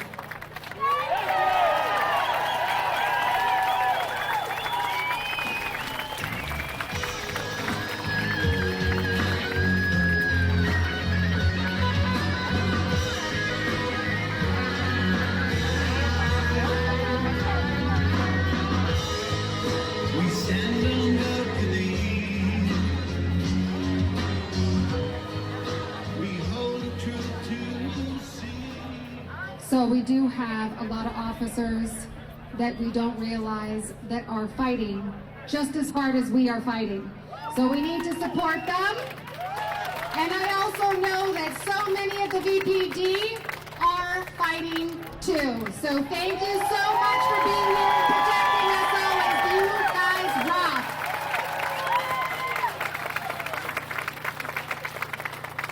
This next speaker happens to be a dear friend of mine.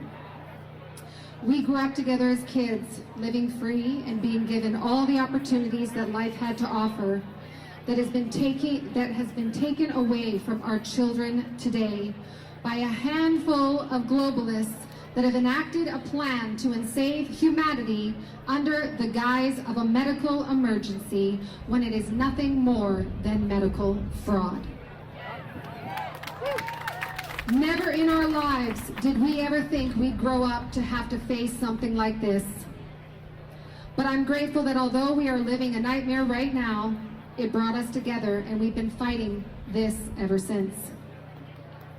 He's a dad of 2 beautiful boys who have suffered by this monstrosity, and I see him fighting for their freedom every day. Shielding them, protecting them, standing for them. Children in Palestine are being murdered right now.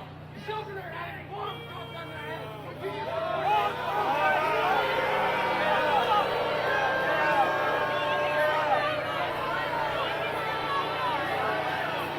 Protest, asshole!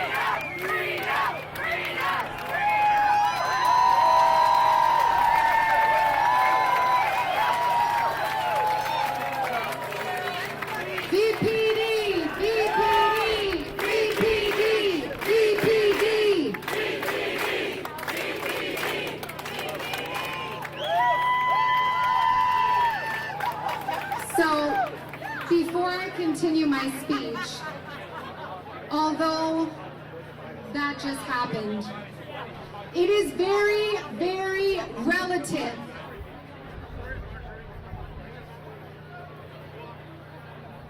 The entire world, whether you're a child or you're an adult, of parents, everywhere around the world, we are all suffering. So yes, children of Palestine, yes. Children of Israel, yes. Children of America, yes. Australia, New Zealand, Canada, everywhere around the world. And it is up to us to make sure this stops.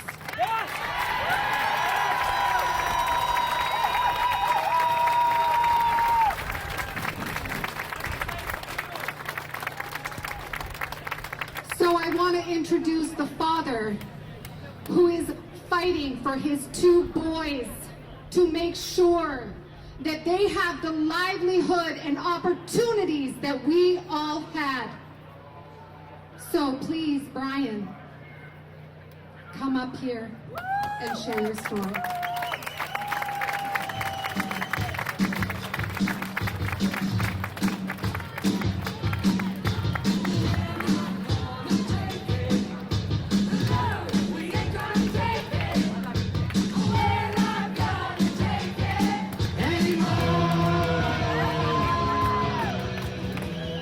Hello, fans of freedom, fellow naked facers. Man, I was already trying not to be emotional today, and it's just, Alicia's right. Everybody's suffering, and we have to be conscious of that. Everybody's hurting.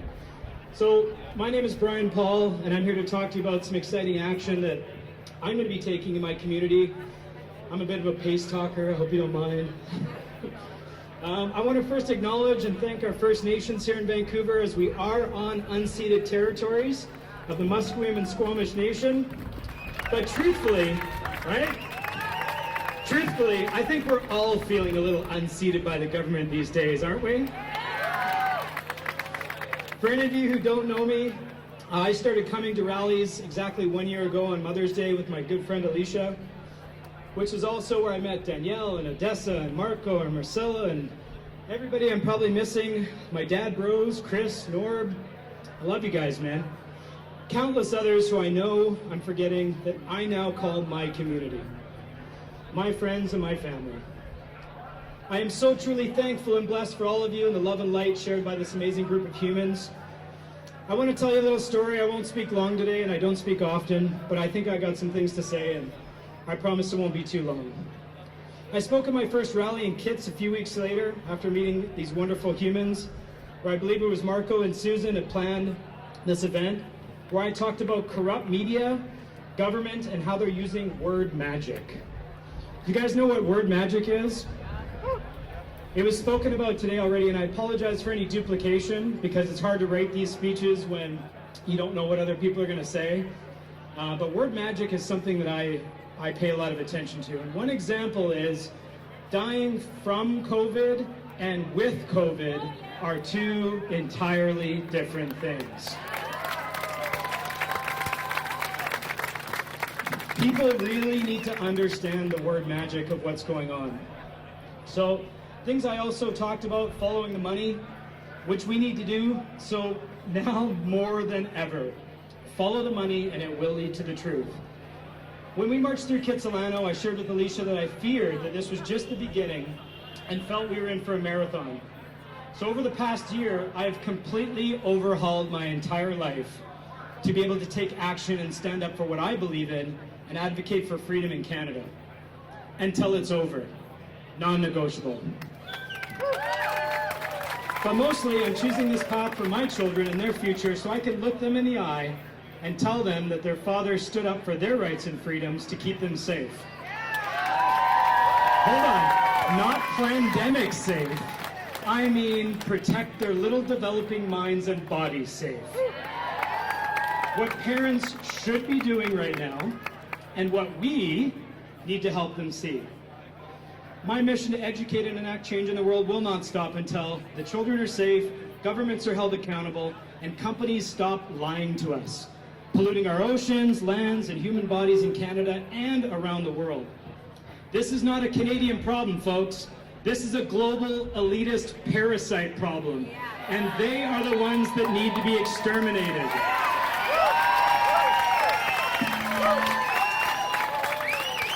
On December 5th of last year, I was scheduled to speak, and my corporate owners at the time, Napa Auto Parts, buy local, don't buy from big conglomerates, they did not approve. They called me at 7:30 in the morning to tell me that it was bad for the brand for me to speak, and strongly advised against me speaking.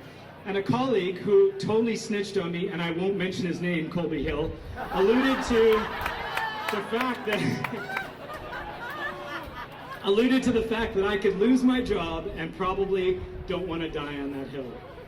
I'm sharing this with you because it was one of the most difficult decisions I've ever had to make in my life. Choose income to support my family, or choose to protect my family and find new income. Thank you. Well, that day I chose to speak. And I decided that morning that I would not be able to live with myself if I did not share my truth.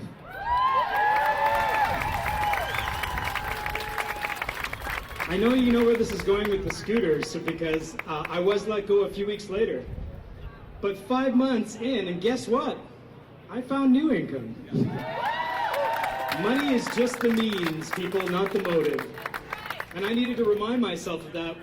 And do things I've always done, survive and thrive. I grew up in East Vancouver in Richmond, alongside Alicia as well. And, we're a little impervious to the bullshit, right? We don't need companies or government for that, only ourselves. So here we are. So when I encourage you to follow the money, I myself gave up this role, all the perks of life, in order to stand up for my freedoms and for my boys. Specifically, my 12-year-old son, who was also speaking that day, and he killed it. He told me he killed it after. I love you, D. I'm a father first who cares not just about my children, but all the children in Canada suffering from this pandemic and the world we are going to live in. Dylan was actually scheduled to speak today, and had experienced such backlash from the schoolmates the last time that he chose not to do it again. I was heartbroken, not because he didn't want to do it, but because shaming and bullying is tolerated in our school system, and it's got to stop. Is this what we mean by keeping them safe, Bonnie? Protecting the aggressor? They call him a conspiracy theorist, an anti-masker, and other names I do not wish to repeat. But this only made this Papa Bear bark a little bit louder. Moving forward from today, I do not seek validation or admiration for what I'm doing. In fact, many could attest I've worked quite hard to stay behind the scenes the last year and contribute where I can while watching how this movement evolves. And believe me, folks, we are at a pivotal point in our voyage, and we must remain unified and focused on our goal. We need action and unity. That's it. With unity comes action. With action comes change, and with change comes to an end to the tyranny in Canada. The funding has and will come, folks. We're going to do everything we can to raise money for these action campaigns, raise money to put on the best Canada Day celebration this province has seen in years. And I'm going to commit to that.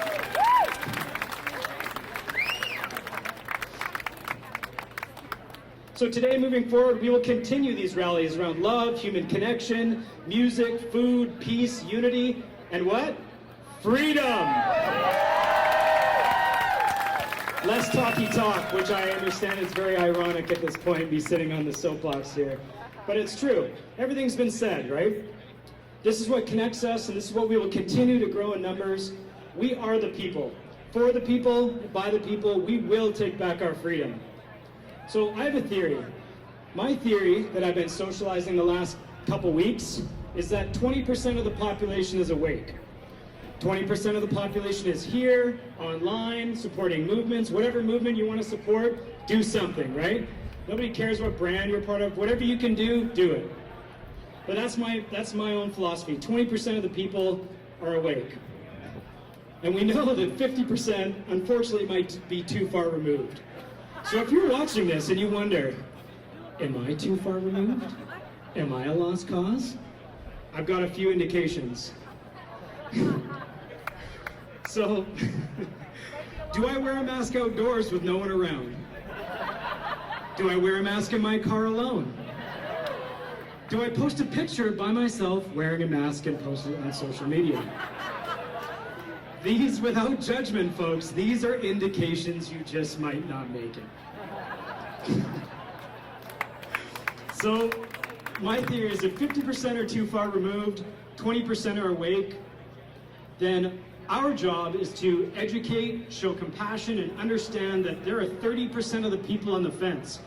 The Freedom Organization, right? The Freedom Organization did a survey, and most people only wear masks in public because they don't want to be shamed. They're afraid of what their coworkers are going to say. They're afraid of what their friends and family are going to say. But if we gave them the option today, not to be shamed, 30% of people would take it off, right?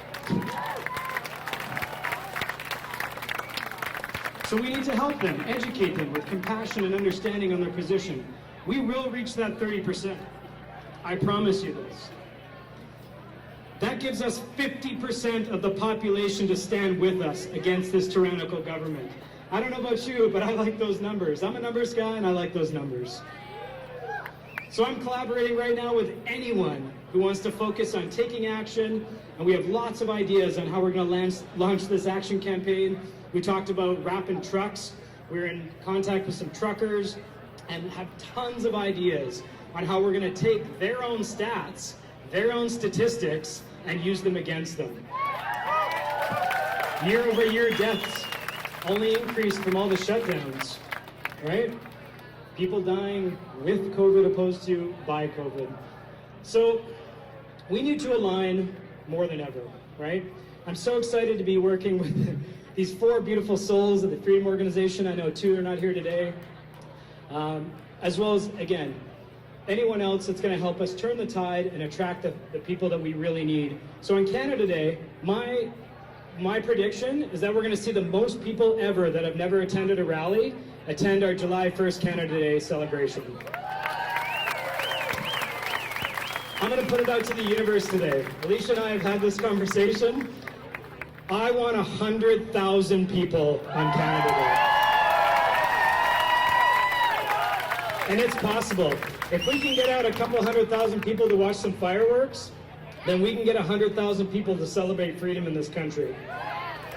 So we need to align on freedom now.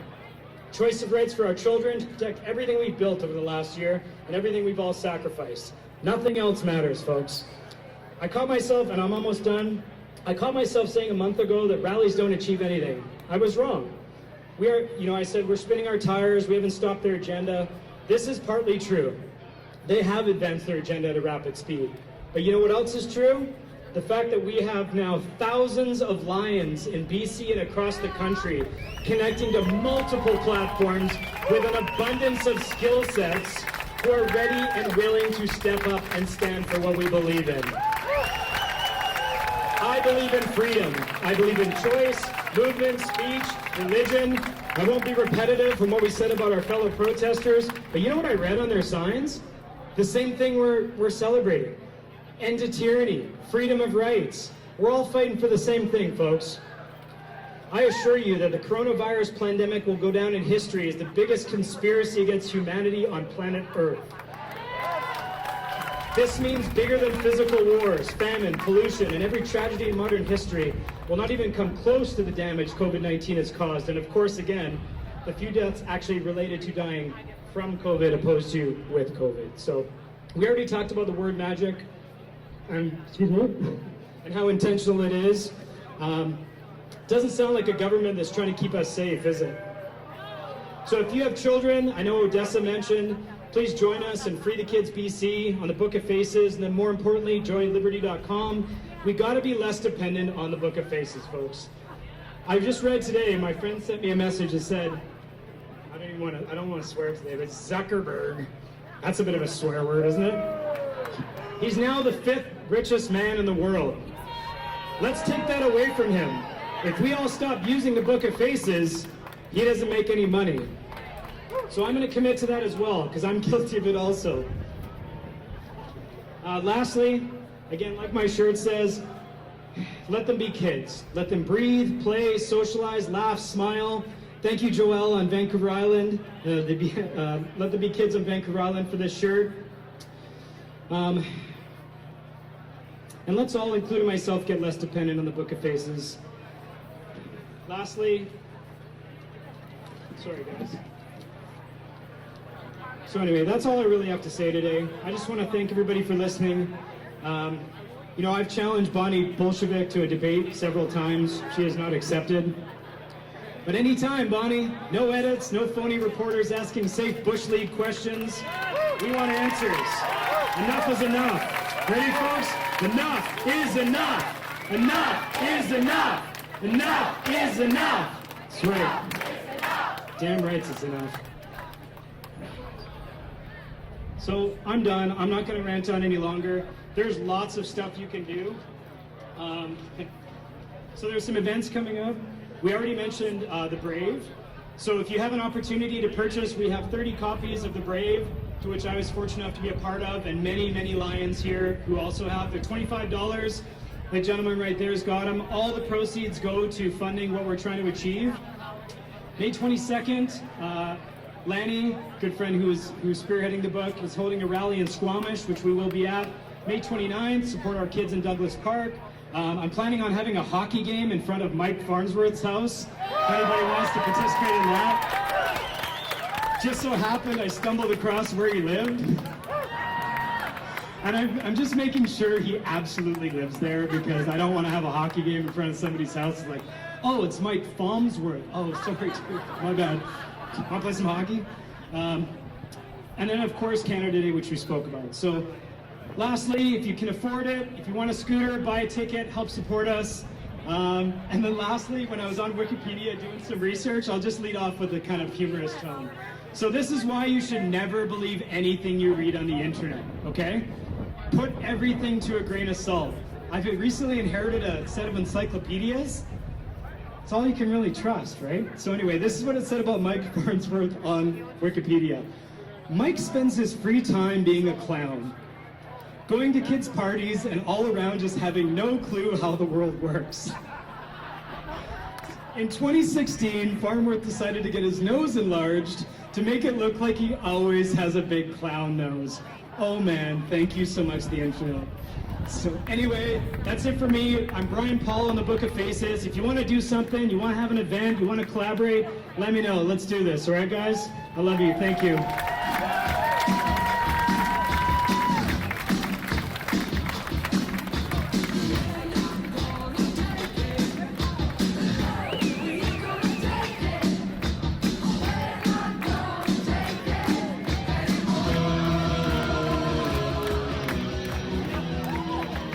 Okay, our last speaker, and then we're gonna cut the rug, get our dance on.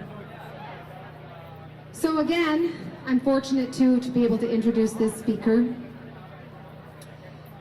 because he's another very, very good friend of mine. Only this friendship was made within the fabric of this fight for our freedom. Last year, Odessa and I were feverishly searching for these freedom protests that we heard were going on in Vancouver. And after a few weeks, we finally found out where it was located. That's where I met Marco and Susan Stanfield. The first two warriors that came together to start the freedom movement here in Vancouver. And this is how the Freedom family began to grow, and here we are. I am so very grateful for him. He pushed me out of my introverted comfort zone and lifted me up and gave me the courage to stand up and speak publicly, because it was something that I struggled with in my everyday life. But this is no longer everyday life, is it? And I know we have all been pushed out of our own comfort zones. Each and every one of us fighting to win this war against humanity. Marco is a man who wears his heart on his sleeves, fights for what's right, no matter what the cost, and I am so proud to call him my friend. Everybody, please give it up for Marco Pietro from MPTV.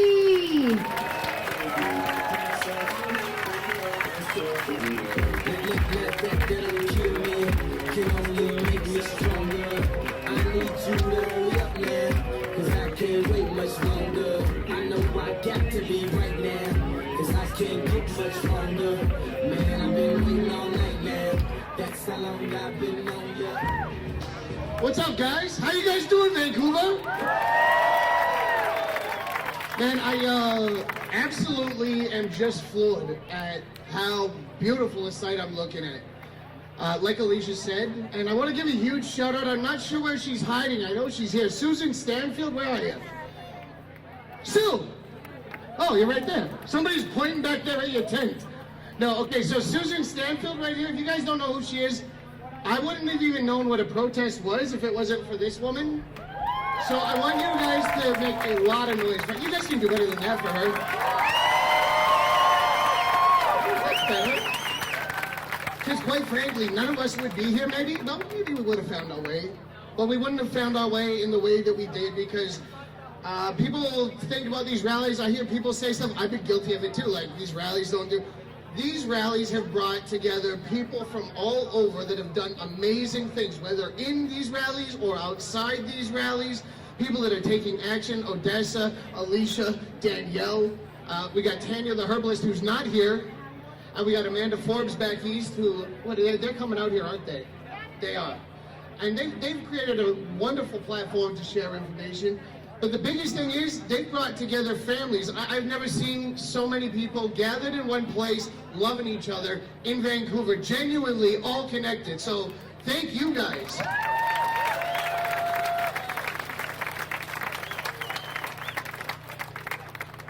So I don't even know, I didn't write a speech, as you guys can maybe tell. I'm just throwing this out there, but I've heard all these amazing speeches today. I don't know how to follow it up. Realistically, I just wanted to come and say I've been here since the very beginning, watched every single thing, to watch the progression of so many amazing individuals in this movement. I just, sometimes I get speechless. Yeah. So anyways, I've kind of stepped away from doing a lot of these rally things, and taking my life into, you know what, actually, all of this and everything that's been going on, I'm going to say something because everybody else has complained about COVID and how horrible it is. There we go, I heard someone say, there's Dana! Dana back there, she just came up out of the blue and stuff. She was an iron worker, and now she's a freedom fighter, and she's busting her butt back there painting faces. You want your kid's face painted? Right back there. But anyways, she said she's having a great time. I've had the best year of my life. Sure, I may have lost, yeah. How many of you guys have actually had an amazing year? Like, let's put aside businesses. Yeah. How many of you guys have found out who your true friends and family are? Go ahead. Right? How many of you, this is the most important thing, have found a true meaning to life, have found real passion, real desire? Okay. Some of you maybe not. I see some people being very quiet. Maybe you're just shy. Thank you. Thank you. So anyways, I've been on this journey and it's taken me all over the place. And what it ended up leading me to was my solution, and what I really believe is a big solution for a lot of people, and I'm seeing a lot of people go down this road. As some of you guys know, I was like an ex-gangster. I have a very interesting, decorated life. Ex-businessman, gangster, yada, yada, yada. First-time protester and freedom fighter this year. But all roads kind of led me to one place because everybody's looking for solutions. Now, we might have some long-term ones, but I'm telling you, there's one thing, and you guys are already exhibiting it by being here in unison, uniting. We can talk about all the negatives, but there is a lot of positives. That's what I want to focus on. So I'm going to bring somebody up here who's been an inspiration and a light to me because I didn't know God, I didn't know Jesus. Some of you guys don't. Some of you guys do. Some of you guys believe in whatever you want to believe in. And that's cool. But believing in something bigger and something more beautiful than us is what has given me the strength, the courage, and the faith to get through every dark moment when things don't go right, when Barney Henry pulls some BS, when Mike Farnsworth rattles off at the mouth, when they shut our country down, when they shut our provinces down, when my friends lose their businesses, when I lose my business opportunities. There's one thing that has been pulling me through that, and that's God. And yeah. So I'm gonna keep stuff really brief because, like I said, I didn't write a speech. I don't want to ramble, but I do want to introduce somebody who has been so influential, who I guarantee each and every one of you know, and she's become a huge part of my life and a huge inspiration to not just me. I've watched atheists, I've watched Buddhists, I've watched all sorts of people watch her show up at an event of hers, and be drawn towards exactly the thing that she draws so many towards. So, without further ado, Can I have Laura Lynn? Laura Lynn, there you go. You guys make a lot of noise for Laura Lynn.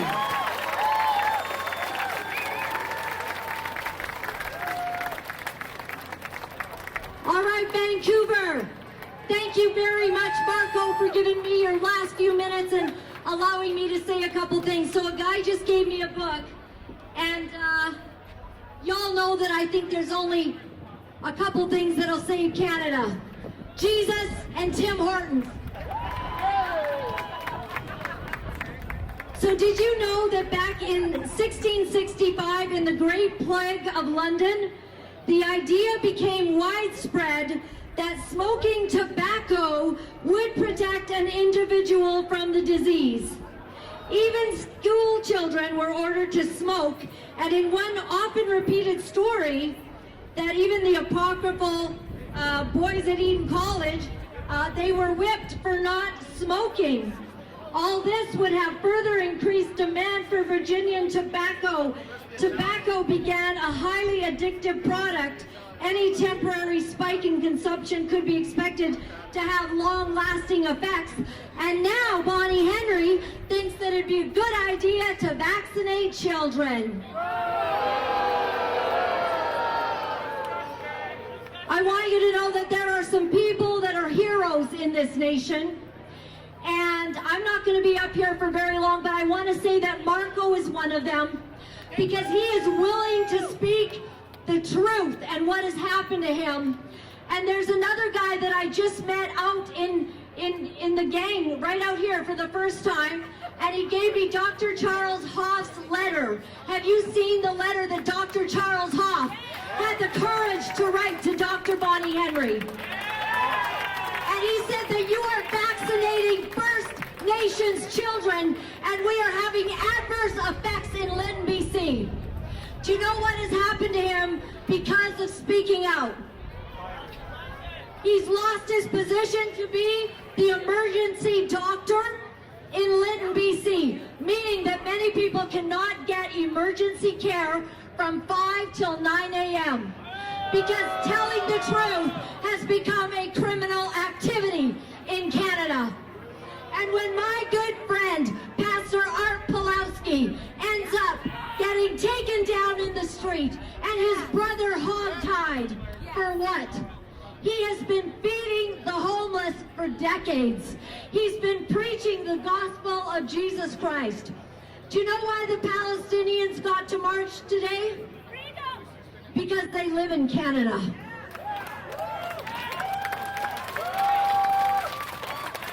Do you know why some of you, oh my gosh, Les, where have you been?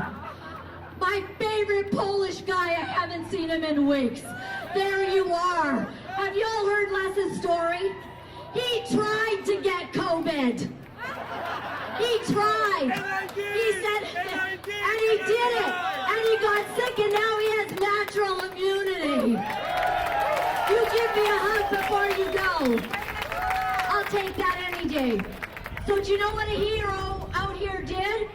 He wrote on behalf of Dr. Charles Hoff to 300 MPs in our nation and sent them the information that they need to understand the bad and negative effects and how we are going to be able to prosecute those who have been silent on the behalf of a humanitarian crisis in Canada. It's crimes against humanity. Jeremy, you got my song? I'm going to leave you with something. I haven't known what else to do but to declare victory in this nation and to tell you that we won't stop. We will not be stopped.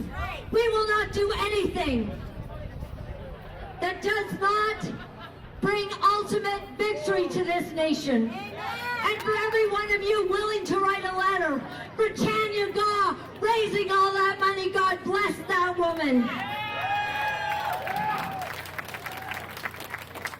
I want to tell you about something just a bit sad that I had to face yesterday, and it's something that we're all facing. Have any of you had people in your own family? They're not listening and they're getting the vaccination, and it hurts.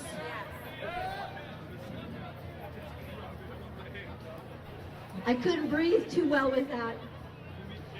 When I found out that was happening right in my own family. You know how nobody ever watches your videos if you're in their family. They don't think you know anything. He's the only answer, lady. Yes. So I want to invite you tomorrow to the only place I know that we're going to be able to get some help, and that's to go to church. They've shut down our churches. And down at the Olympic Flame at Jacksonville Plaza tomorrow at 11 a.m., we're going to open the windows of heaven. And we're going to invite the power of God. And some of you atheists, you know what? You guys love me. Because I give you the freedom to be an atheist. It's all right in Canada. It's okay. If you go to Syria, you're not allowed to be an atheist in Iran. You're not allowed to be an atheist in some parts of the world. In China, you can be an atheist. But you can't really be a Christian very easily. In Canada, we get to do everything we want. Anything we want. And I choose Jesus. I choose God. I choose the Savior of Marco. Because if somebody can turn a gangster around, then he can turn me around. And he can turn you around. And he'll get your kids. Some of us have our kids in drugs. Come and hear Marco tomorrow. Marco's speaking tomorrow. And another gangster is speaking tomorrow. And I dare you to give this a shot. I dare you to give it a shot. I declare in Jesus' name that COVID's gonna stop. And we're gonna get our freedoms back. Or we're gonna fight until it's over.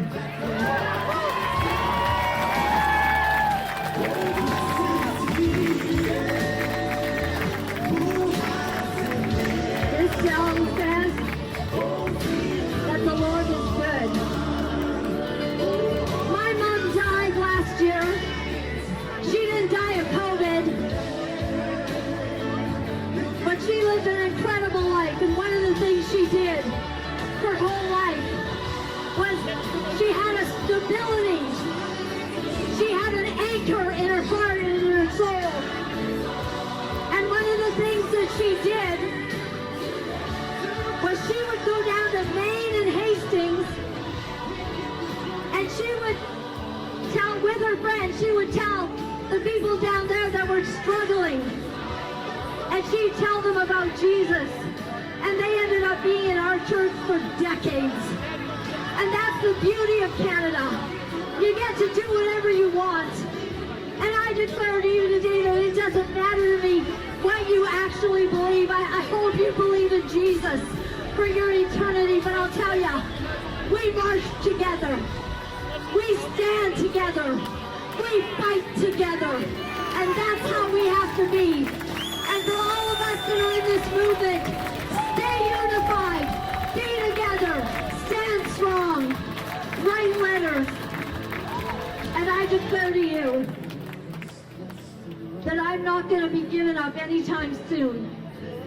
And in spite of the fact that I got 5 tickets that I wear very proudly now, I now have enough to make a really nice sort of pattern on the wall. 3 at the top, 2 at the bottom. If I get another one, I'll put it like 6. I got 5 tickets from the police across Canada. The police in Winnipeg, in Manitoba, are nightmares. We love our British Columbian police.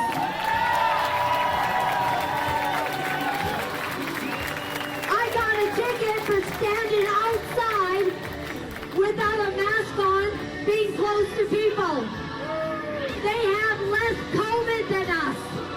What's wrong with people? All right, in Manitoba, in Saskatchewan, the Saskatoon police were kind of all crazy. I mean, I told them the truth as they were giving me a ticket for half an hour. Takes them a long time to write out the tickets, so I got telling them about the vaccines, about transmission and shedding. They did not appreciate it at all. I did them a huge favor. But I'm telling you today, we live in a good province, and I'm grateful for the police that are here, and I'm grateful for those who stand for what's right. Tomorrow, 11 a.m., Marco will be speaking. Pastor Ali will be speaking. He's from Iran. When you come from a place that does not have freedom, you have a particular appreciation for being able to worship the way that you want.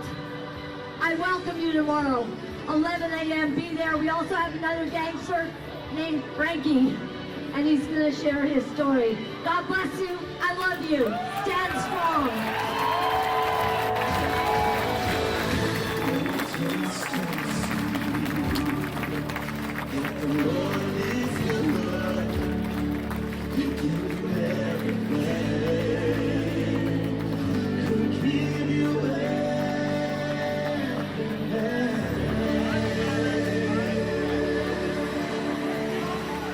Another powerhouse for BC.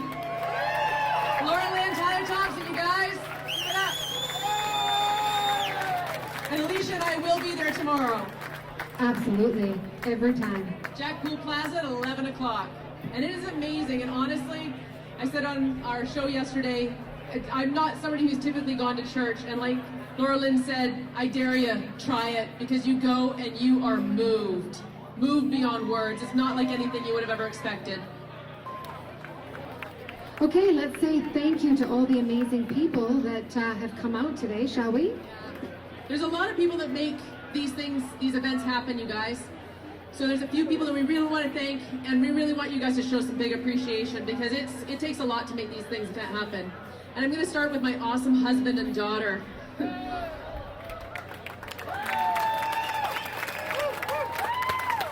They do so much for me, you guys, so that I can do this. I was up till 4:30 this morning, writing these, to be here for you guys, because I'm so A-type personality, it's gotta be just tickety-boo, right down to the minute. And they're out cooking dinners and shopping and doing all of the things around the house, you guys, so I wouldn't be able to do what I'm doing if it wasn't for them.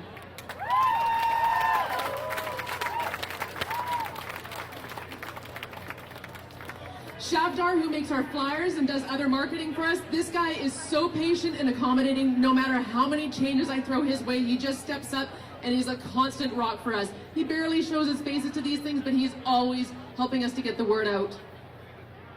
Brian Paul, thank you for your very generous donation to help us raise funds in a way so that we can make this bigger splash across the country. What an amazing way for you guys to be able to donate and have an opportunity to win something. If you don't win, please know that your money has gone to an amazing cause. We're going to make great use of it, okay?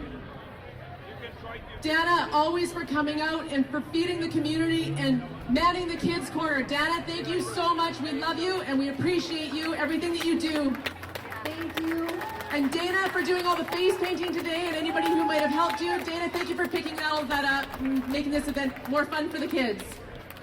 And we see the kind of face masks on that they should be having. Just fun, little Batman masks and stuff. Thank you. Absolutely. Yeah. Kids being kids here today. Jeremy, our DJ. Jeremy! Woo! Jeremy! We're always in good hands with you and never have to worry about a thing with you around. Thank you for having our back with all of the Mega Rally events. You're amazing, Jeremy. We really, really appreciate you. To our speakers today, oh my gosh, what an amazing panel. I hope you guys really enjoyed and were inspired. Police on Guard for Thee, Bettina, Marco, oh my gosh, Odessa, Brian, everybody was just amazing. So thank you guys for stepping up. And to the volunteers that help us, hand out flyers, post on social media, Odessa, Laura Lynn, Dan Dix for helping to get the word out on your platforms. The support means the world to us. And lastly, to all of the amazing faces that come out and support these events. We're moving mountains together, you guys. Thank you for being with us today. Thank you for your support. We always welcome feedback, and God bless you and those you love, that we know that you are here standing up for, even if they don't know it. We see you and we honor you. And thank you for being here, everyone. Be sure to join us tomorrow at Jack Pool Plaza at 11 for Laura Lynn's worship rally. It's going to be amazing. Thank you, God, for the amazing weather. Thank you for this beautiful friend that I met just over a year ago. I wouldn't want to be anywhere else, you guys. It's been an amazing day. We're going to invite up Jeremy to come and join us for one last song. Jeremy McKenzie. There's an event. Sorry, guys. We actually have one song from Jeremy that we want to have to close out the event today. And I believe a lot of you know it. So if you do know the chorus, please sing along with him. And just a shout out that there is an after party after we're done here. We're dancing till 5, but there is a party at Sunset Beach with some of our Freedom Rally co-friends. So please feel free to join them down Sunset Beach. Talk to you guys later. Have a great night. Good weekend.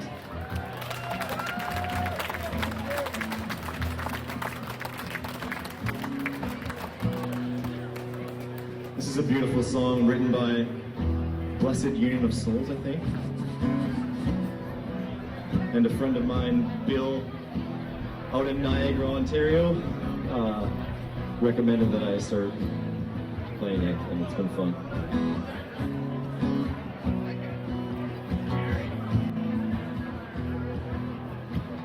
Walk to the light, reach out for his hand.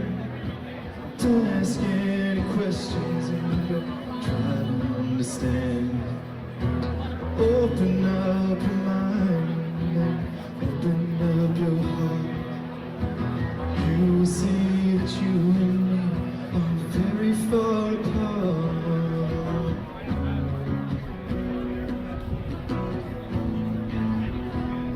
'Cause I believe love is the answer. I believe love will find a way. Sing it with me. I believe love is the answer. I believe love will find a way. Love will find a way. Violence is spread worldwide. There's families on the street. We sell drugs to children now. Why can't we just see that all we do is eliminate our future, the things we do today? Money is our incentive, and that makes it okay. But I believe love is the answer. I believe love will find a way. And I believe love is the answer. And I believe love will find a way.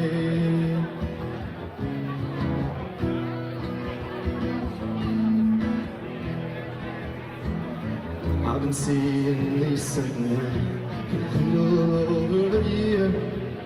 She said she's never been so happy. But Lisa lives in fear that one day Daddy's gonna find out she's in love with the fellow from the streets. Oh, how she would lose it now. But she's still here with me. She believes in love will see us through. One day you'll understand. See me as a person and not just a black man. I believe love is the answer. I believe love will find a way. I believe love is the answer. I believe love will find a way.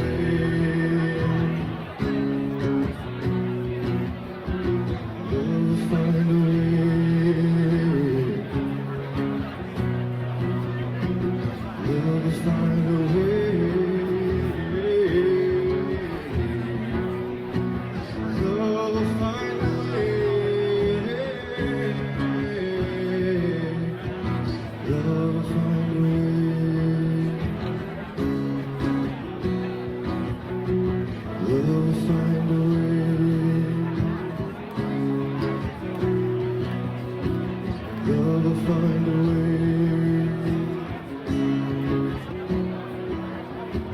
Love will find a way.